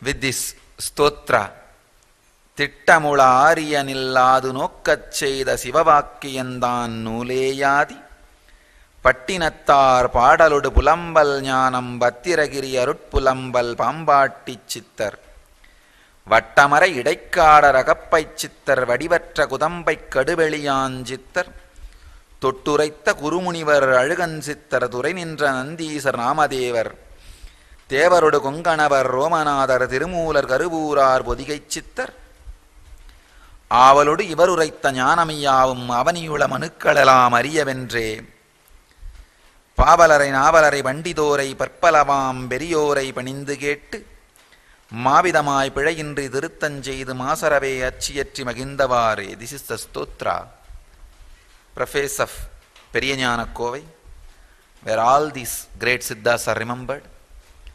Siddhas who are named here and who are not named here. I remember all of them. Humbly request their presence be here. Bless all of us. Guide all of us.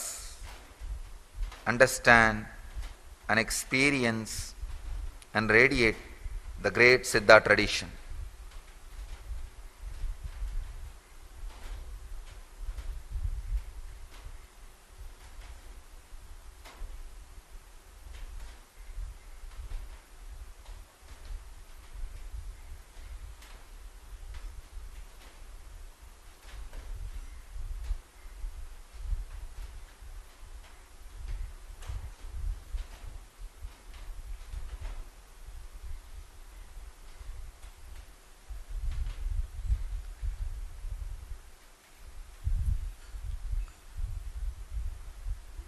Oldest,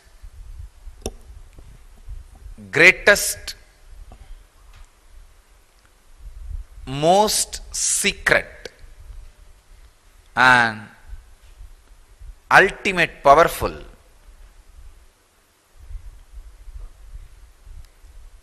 tradition is the tradition. Please understand,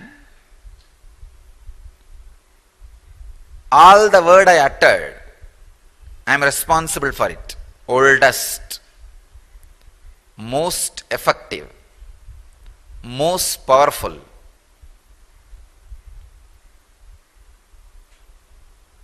most secret. As Krishna says, Raja Vidya Raja Guhyam. When it is most powerful, it is always the most guarded secret.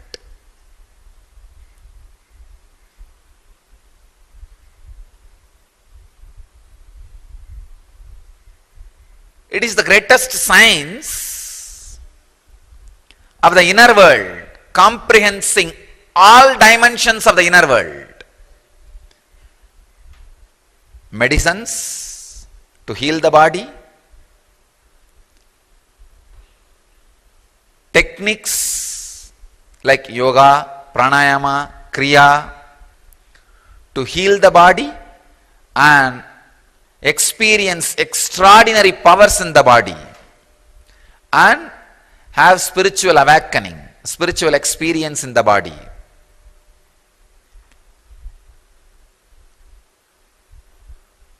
Yantras, mantras, tantras, techniques to handle the whole cosmos as they want.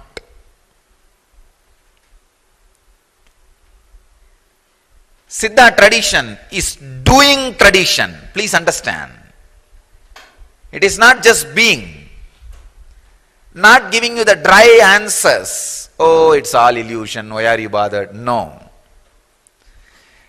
They have the tremendous experience. It is all illusion in being, and they have the tremendous capability to play with illusion and alter as they want.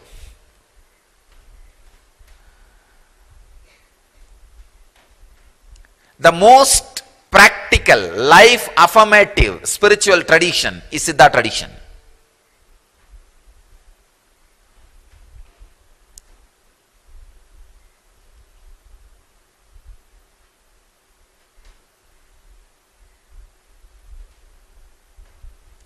Most comprehensive, most life affirmative means not just moving away from life in the name of some concepts, theories.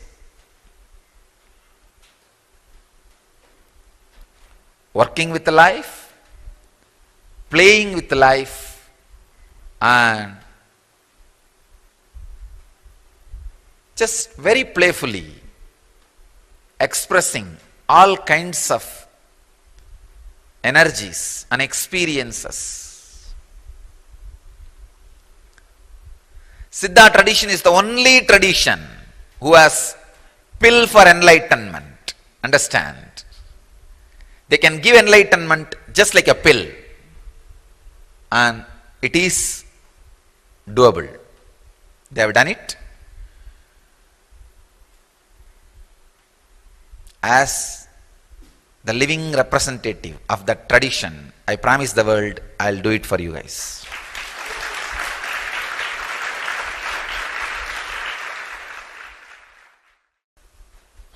I have seen at least 100 siddhas in my life.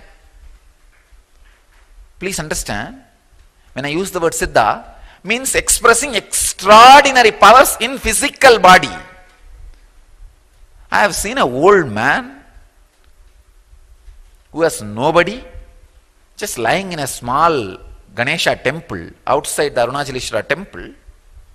An old man is called Totakaradata, means who maintains small gardens in and around the temple, because that is the way he produces whatever herbs he wants. So casually, he will take a mirror and put some black line on it, and that mirror will act like a TV and show whatever he wants. I have seen. And very casually he will tell, 100% guarantee. Because I had the fortune of living around him for 6 years. I have not seen a single failure. Ordinary village man. Not a big organization or anything. Simple village man. Same way, my own guru in Siddha Parampara, Vibhudananda Devi, and her guru, Isakki Swamigal. His name itself is Siddha, Isakki Siddhar. I have seen so casually they playing. doing miracles with this Siddha tradition. She gave me a small herb, very small piece, still I have it. And she said, whenever you feel hungry, just take this herb. And she taught me a kind of a diagram, a symbol, and asked me to draw that symbol on my liver area. That's all. She said, your body will have all the energy needed. You don't need food. I tell you, I promise, I used that at least 5,000 times. At least 5,000 times. You think, what? 5,000 means almost 3 years, or see, per day 3 times. Then it comes to so long. How can that be? I tell you, whenever I felt hunger or thirst, I just used. It works.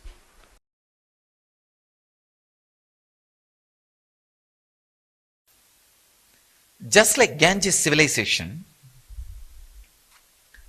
there was a civilization happening around Kaveri.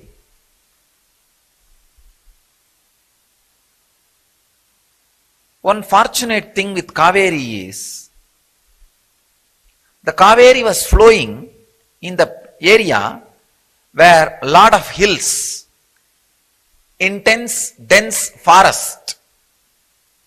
Please understand, with the Ganges civilization, it was more plains, and because of that extraordinary floods, and Ganges changing the course, and too many rivers, Ganges, Yamuna, tributaries of Ganges, tributaries of Yamuna, the whole thing has become plain. The possibility for forest doesn't exist. But with the Kaveri, is the possibility for forest remained. So this civilization happened in the hills and forest and river. So naturally, the knowledge, the technology evolved in such a way, a lot of wisdom, truth about the herbs and the plants started happening in this Kaveri civilization. All the extraordinary achievements, all the extraordinary discoveries happened in the Kaveri civilization were organized and systematized, evolved as a system, as tradition, by a group of enlightened mystics and masters. They are only called Siddhas.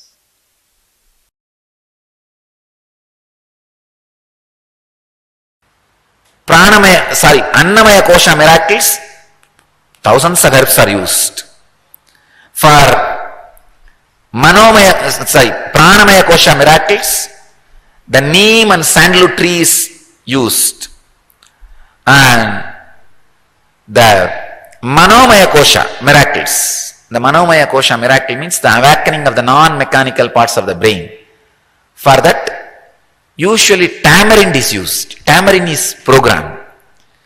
So the tamarind can be programmed, especially the tamarind shell can be programmed.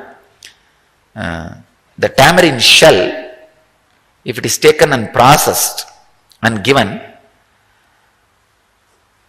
and even the tamarind, the seed, if it is processed and given, many non-mechanical parts of the brain can be awakened.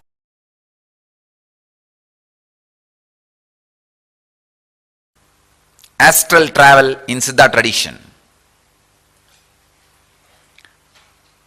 I wanted all of you to know, astral travel is a too poor word for Parakaya Pravesha. Parakaya Pravesha is something far beyond, but I have to use the word astral travel, two reasons. One, there is no other word in English other than astral travel. as far as I am able to search. Second, only this astral travel word comes close, especially in the internet search and everywhere, to the experience I am trying to describe. Not exactly, coming close.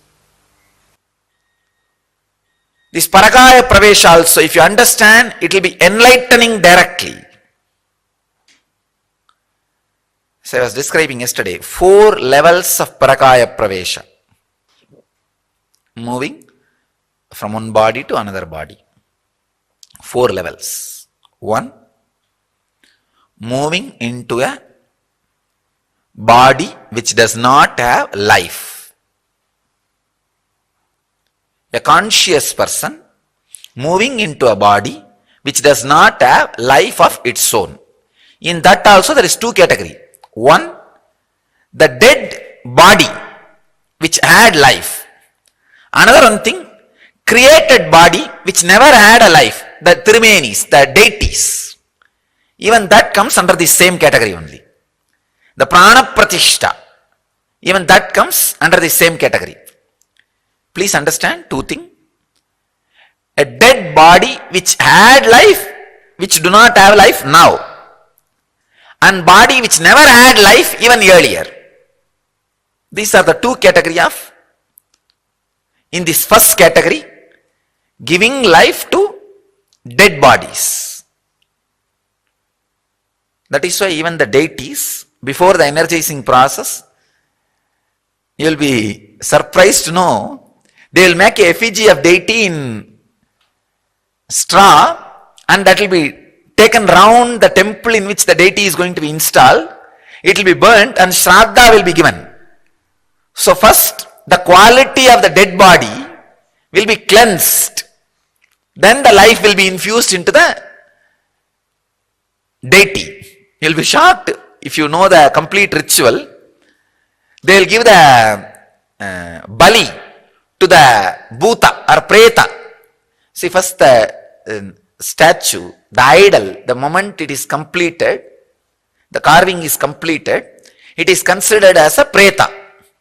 So they will do all the rituals, giving bali, everything to the preta. You see, when the sculptor carves, his visualization, which is a mixture of life and matter, will get into the deity. So that needs to be removed. Only then it will become a complete preta. The bhuta has to be removed. Then, for the bhuta only they will give bali. Then it becomes preta. If it becomes preta, now it has to be burnt and cleaned. So they will make the effigy and drag that around the temple and burn it. Now it is a clean, fresh, dead body where life can enter, life can penetrate. These are the 2 levels in the first level, first category. Second, a living person entering into a living person's body. That is what we call Divya Sariris, or becoming mediums. When an enlightened being is radiating his high frequency consciousness with a deep love and devotion and surrender, if you offer your low frequency ego, that slowly gets melted and this Divya Sarira starts reflecting in the living body. This Sutta Sattva energy starts reflecting in that body. It's a very powerful thing. Please understand, very powerful thing. So that persons, they become medium, and constantly if you stay in the consciousness of medium, the other day I was inquiring, all the people who were medium during the healing initiation, invariably every single person says there was no thought. We don't know what was going on. Something was moving the body. Something was moving the body.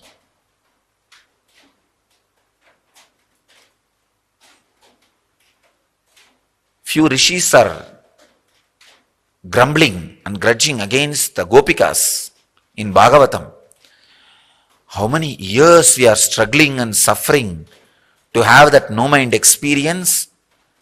These ordinary shepherd girls, the milkmaids, are enjoying this no-mind experience with no reason, for no reason. It's unfair. That's what exactly I remembered when these guys are saying, no thoughts. When you stay in that state again and again, more and more, you become Divya Shariri. The Divya Sarira starts happening in you. This is what is the second level of living person entering into the living person's body. There is another one thing in the same line. Sometimes these black magicians use a living person's ego, punches and penetrates and enters into another one living person's body to destroy that body. There, it is like a terrible suffering. It is like a war, destruction. This fellow uses his ego, strength of ego, power of mind, and enters into that body by destroying the power of mind of that person. It is a most dangerous thing. Neither be encouraged nor be allowed. Now the big question starts. How to find out whether the person entering into you is an enlightened being or unenlightened being? Because it's a big game. When you are being medium, if it is only a pure peace and joy and ecstasy, which you really enjoy, then be very clear.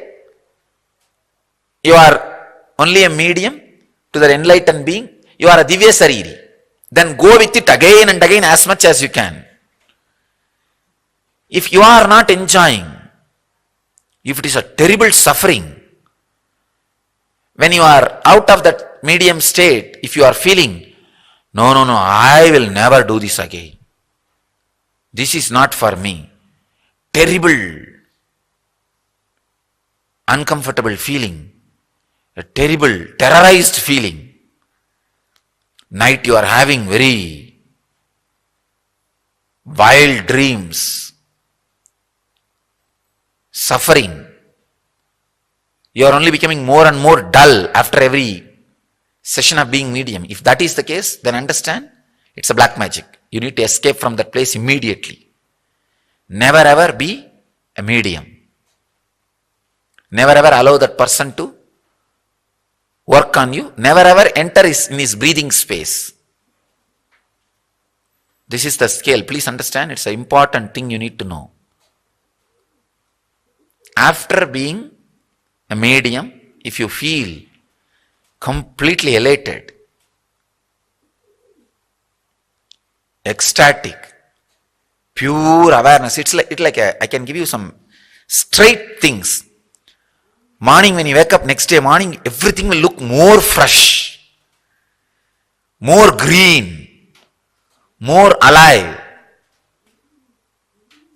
And all your senses will have the high peak experience.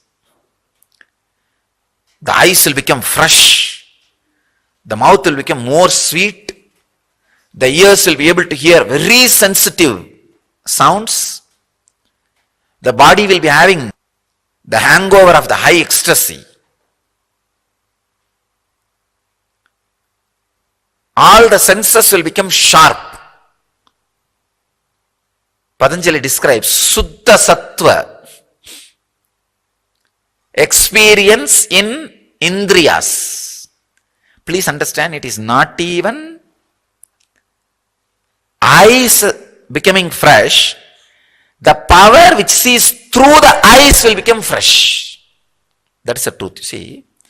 Now, there is something called Chakshu. Chakshu is not eyes. Chakshu is the energy which sees through the eyes. That is usually corrupted by layer of thoughts. For example, Here, if you make too much duna smoke, that sambrani, the incense smoke, continuously every day, the dust will settle down on this cloth and one layer of dust will happen within a month. Same way, too much samskara on chakshu, a dust will settle down on the chakshu, and whatever you are seeing through the eyes will become dull, even though eyes are not dull. Understand the difference? Eyes having power is the side effect of chakshu becoming dull for long time. I am not even talking about eyes themselves becoming dull. I am talking about chakshu becoming dull. Chakshu is the power through which you are seeing the power with which you are seeing through the eyes. Very strong lessons. You need complete attention. But the lessons will be really helpful. This technical knowledge will really be helpful, not only for enlightenment, for making your life more and more blissful and happy and joyful, becoming a new human being. Becoming a new human being.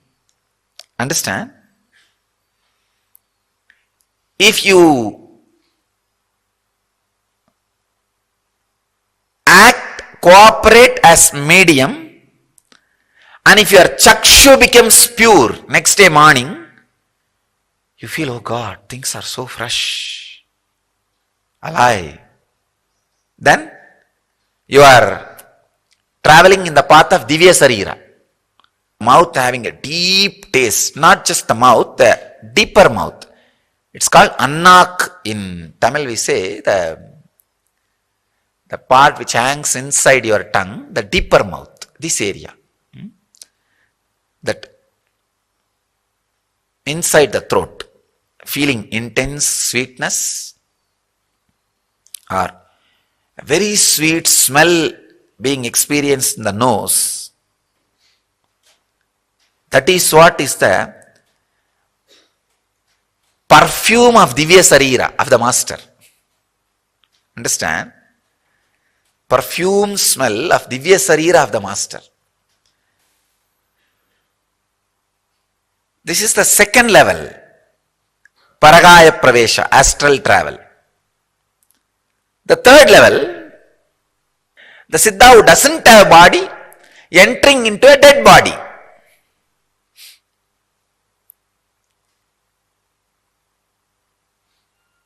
Like a Mahavatar Baba who doesn't have physical body. He may suddenly enter into some body to do some work,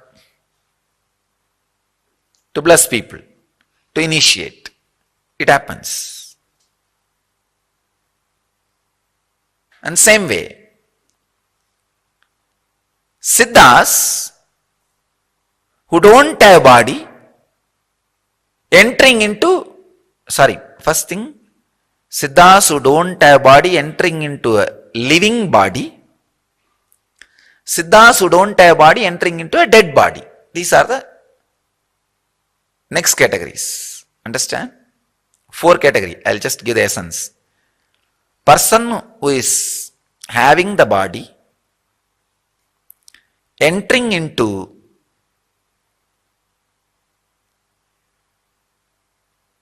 the dead body, person who is having the body, entering into living body, person who does not have body, entering into living body, person who does not have body, entering into dead body.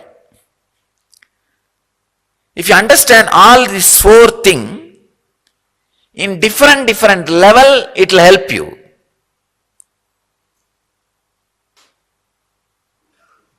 First, if you understand the possibility, a Siddha can reflect, radiate himself in your body, naturally that is the best thing can happen to your body. Just get out. Get out of your body. Let him occupy. That is the best thing can happen to your body. Understand what best can happen to your body. Then that becoming Divya Sariri. Divya Sarira. That's the greatest thing can happen to you and the body.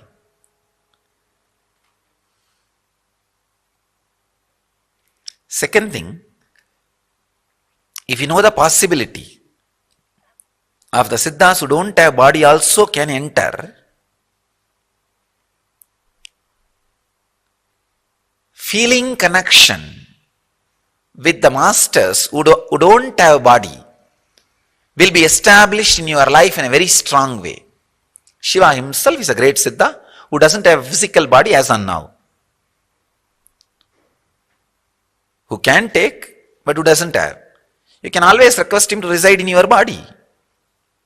Just make yourself available. Shiva, I can give all the masters who don't have body, who are not with physical body, you can invoke them. Just create little space, they will be there in you.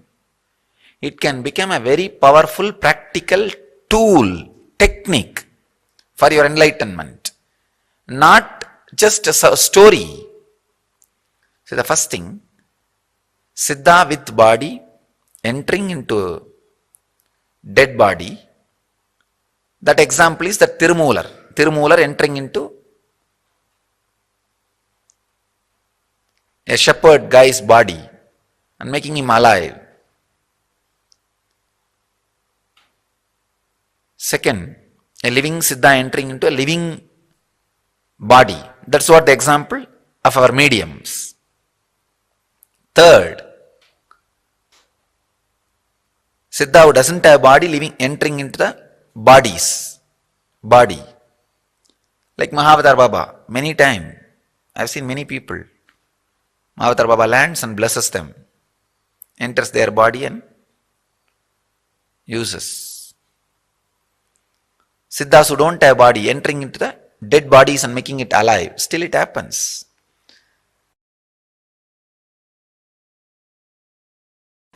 Please understand, each attraction, for example, you are attracted to certain food. So one of your nadi will be engaged, means that reflection will use that particular nadi to retain the memory about that food and craving about the food and the necessity for that food and the satisfaction which you enjoy when you have that food. That whole file will be in that one nadi. If you are afraid of something, one nadi will be used to keep the file about that fear and that object. If you are using too many nadis, you are caught in what you are seeing. If you are retrieving yourself, if you are turning yourself towards from where you are reflected, not on which you are reflecting.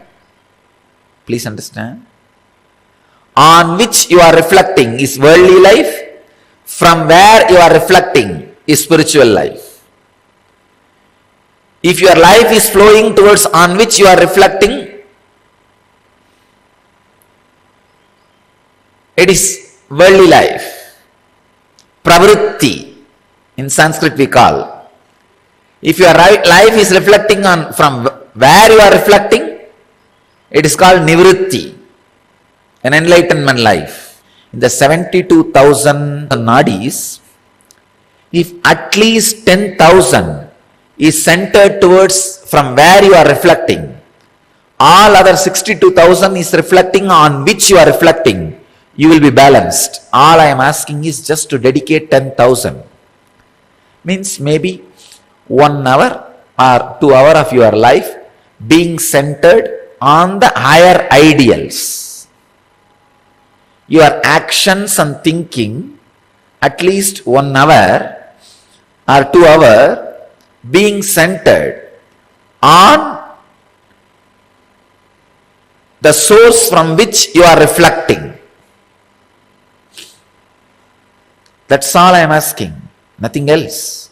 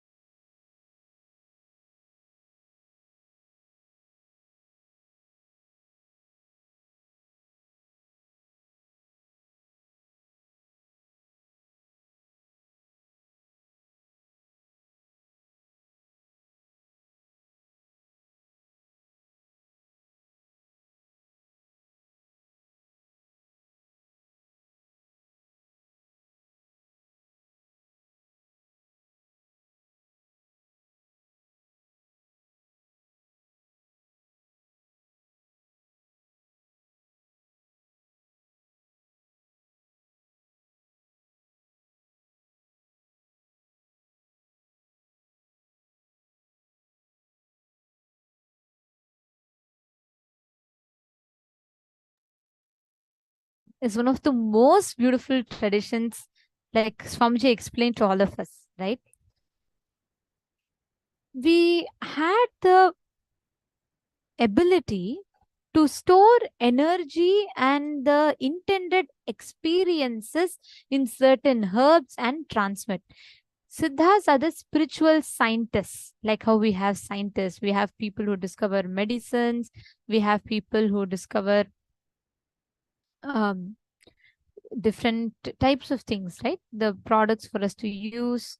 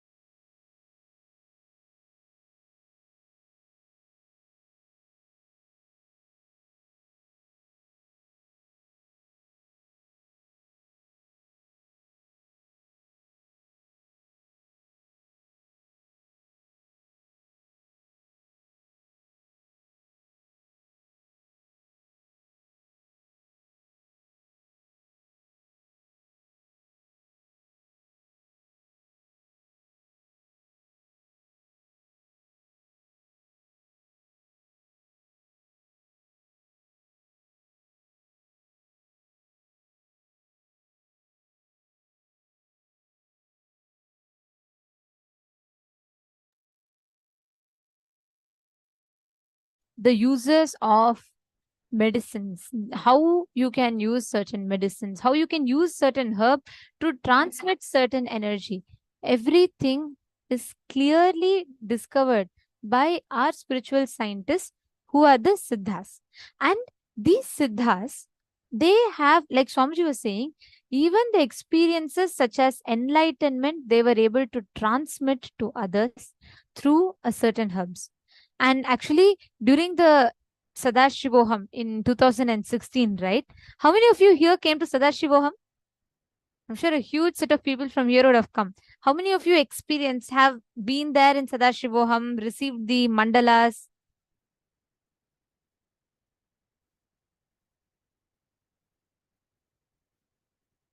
Put in the chat. You can post yes in the chat. Okay. Yes, I know. I remember Ma Priyesha being there. How about the others? How many of you here have been in Sadashivoham?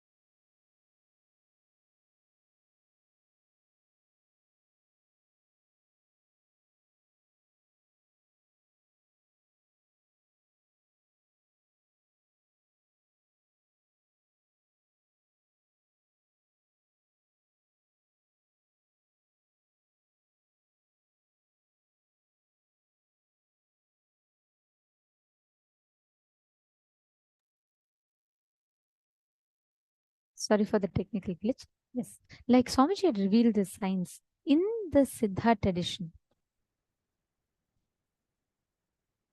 All the powerful gifts that Siddhas had given to people, right? Swamiji had revived it in Sadashivoham. Like Mahapriyesha had posted she was in Sadashivoham, and so many of you have posted you were in Sadashivoham. Shuddhadvaitam, yes, in Shuddhadvaitam, I don't think Aushadas or this thing was there. Mahasadashivoham or Sadashivoham was there. So actually that time, right, whether it is taking the mercury, putting mercury into a certain herbs and combinations and energizing it. Like for example, Swamiji will do a particular cosmic diagram in a particular kind of powder and he'll energize it for awakening someone's third eye. That is one Aushada. There'll be one more Aushada that is particularly designed to attract wealth in people's houses. It should only be kept in office. There are certain mandalas which should only be kept in bedrooms. Like this, exactly as per what needed to be there for what it needs to, like what is its desired effect. Swamiji had designed these products. Everyone were gifted this. This is like a profound science which is almost, I should say, lost. And Swamiji has revived it beautifully. So, Ma Lucy has asked a question. Wow, how powerful. Thank you so much, Swamiji. Question. People in Haiti use similar techniques, but unfortunately for often selfish purposes or to hurt others through black magic. What is the best way to protect ourselves from an attack of someone wanting to enter our space, being or body without our permission? Firstly, just to answer, Ma. Firstly, if you have received an initiation and if you have a kantamala, please understand you cannot be affected. It is literally like a shield that Swamiji uses to protect you from any of the negative energies. First and foremost thing, let's first understand how this black magic is done. Like how Swamiji said, when these things are being used by using another person's ego and directing it towards people, that's where these black magicians use it, right? The only protection is Guru. Only Guru can protect you, and the most important thing, as she was mentioning, is this Kantamala. And you have to make sure you have Swamiji's dollar on your Kantamala and you're wearing it always. Kantamala is a protection shield. It's like literally continuously Paramashiva is protecting your life with it. So, Ma Lucy is asking, what is a Kantamala? Ma Lucy, this one that we wear with one Rudraksha, it's with Swamiji's dollar. This will be available in your local temples. In the temples nearest to you, you can go there and get this Kantamala.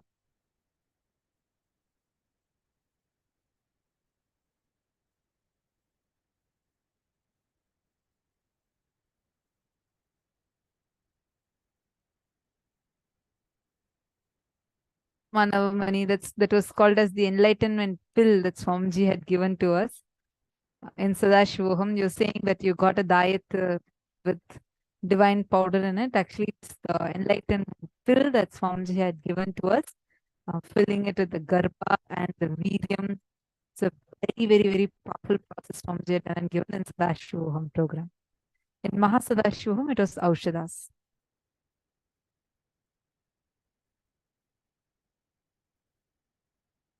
Let's all enter into the power manifestation session.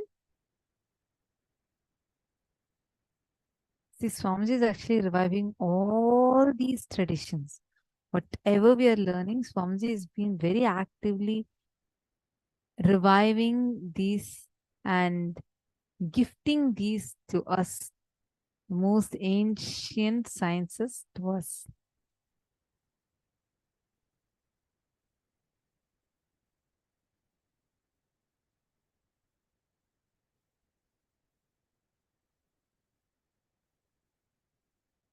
All of us will be manifesting the power of teleportation right now.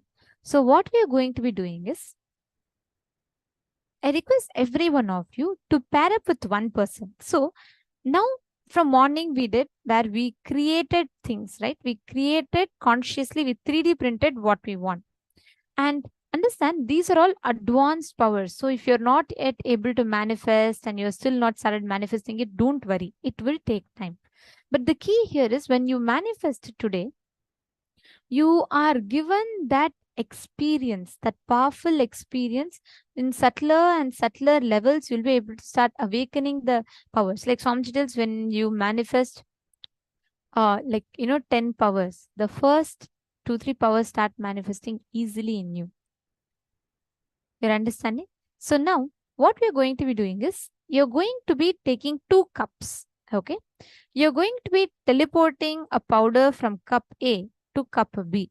You can take 2 empty bowls, cups, anything. Make sure there's no fan. Literally, you're going to look into the cup and convert the matter into energy. Means literally visualize the product in front of you becoming energy from matter. From there, again reconverting it back to matter. So energy, matter to energy, from energy back to matter. Consciously, you're going to be visualizing it. All right. So anything you can choose from one cup, visualize it is completely dissolving and it is completely disintegrating and becoming energy, and literally absorb that energy through your third eye, and you're going to be looking into another cup and creating with that same energy. Understanding? All of you getting it? Okay. Now I request all the participants, every one of you, bring anything.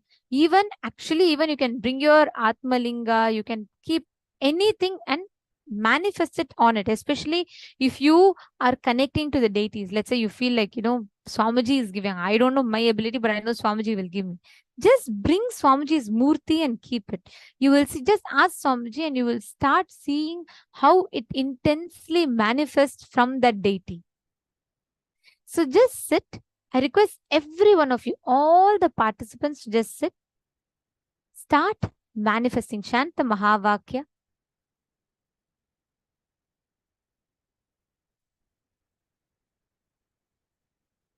Intensely visualize. Paramashivoham. Om Nithyananda Paramashivoham. Om Nithyananda Paramashivoham. Om Nithyananda Paramashivoham. Om Nithyananda Paramashivoham. Om Nithyananda Paramashivoham. Om Nithyananda Paramashivoham. Om Nithyananda Paramashivoham. Om Nithyananda Paramashivoham. Om Nithyananda Paramashivoham. Om Nithyananda Paramashivoham. Om Nithyananda Paramashivoham. Om Nithyananda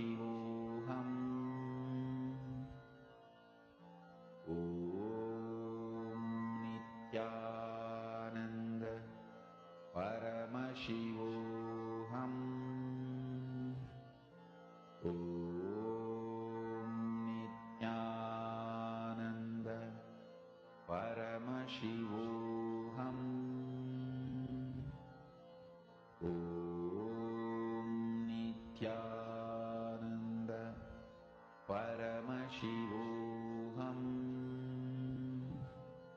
Om Nithyananda Paramashivoham. Om Nithyananda Paramashivoham. Om Nithyananda Paramashivoham. Om Nithyananda Paramashivoham. Om Nithyananda Paramashivoham. Om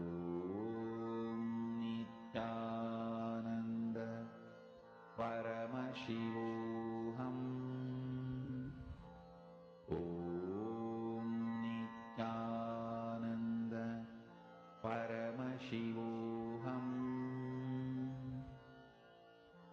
Om Nithyananda Paramashivoham. Om Nithyananda Paramashivoham. Om Nithyananda Paramashivoham. Om Nithyananda Paramashivoham.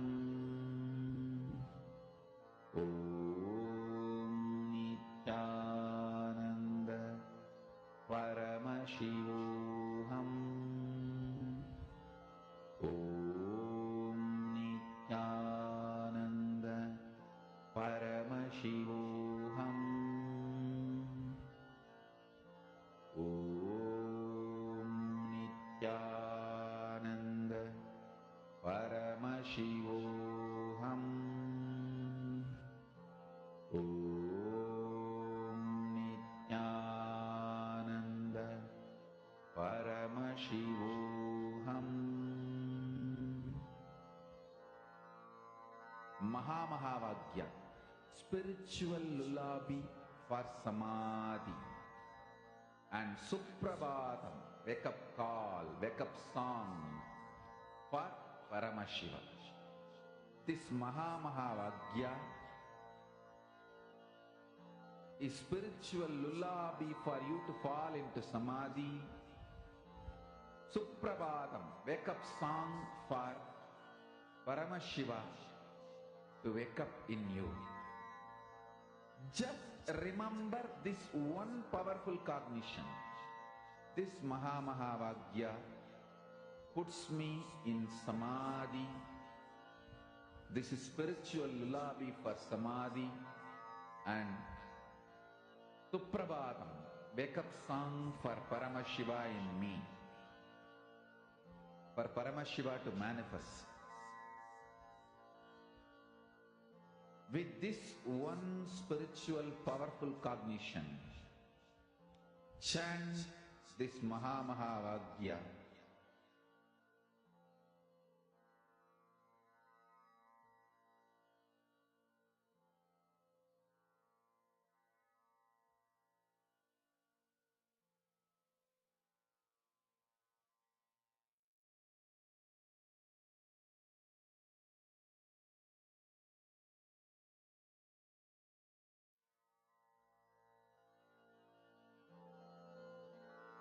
Mahamahavagya, spiritual lullaby for samadhi, and Suprabhatam, wake up call, wake up song for Paramashiva, for Paramashiva to manifest.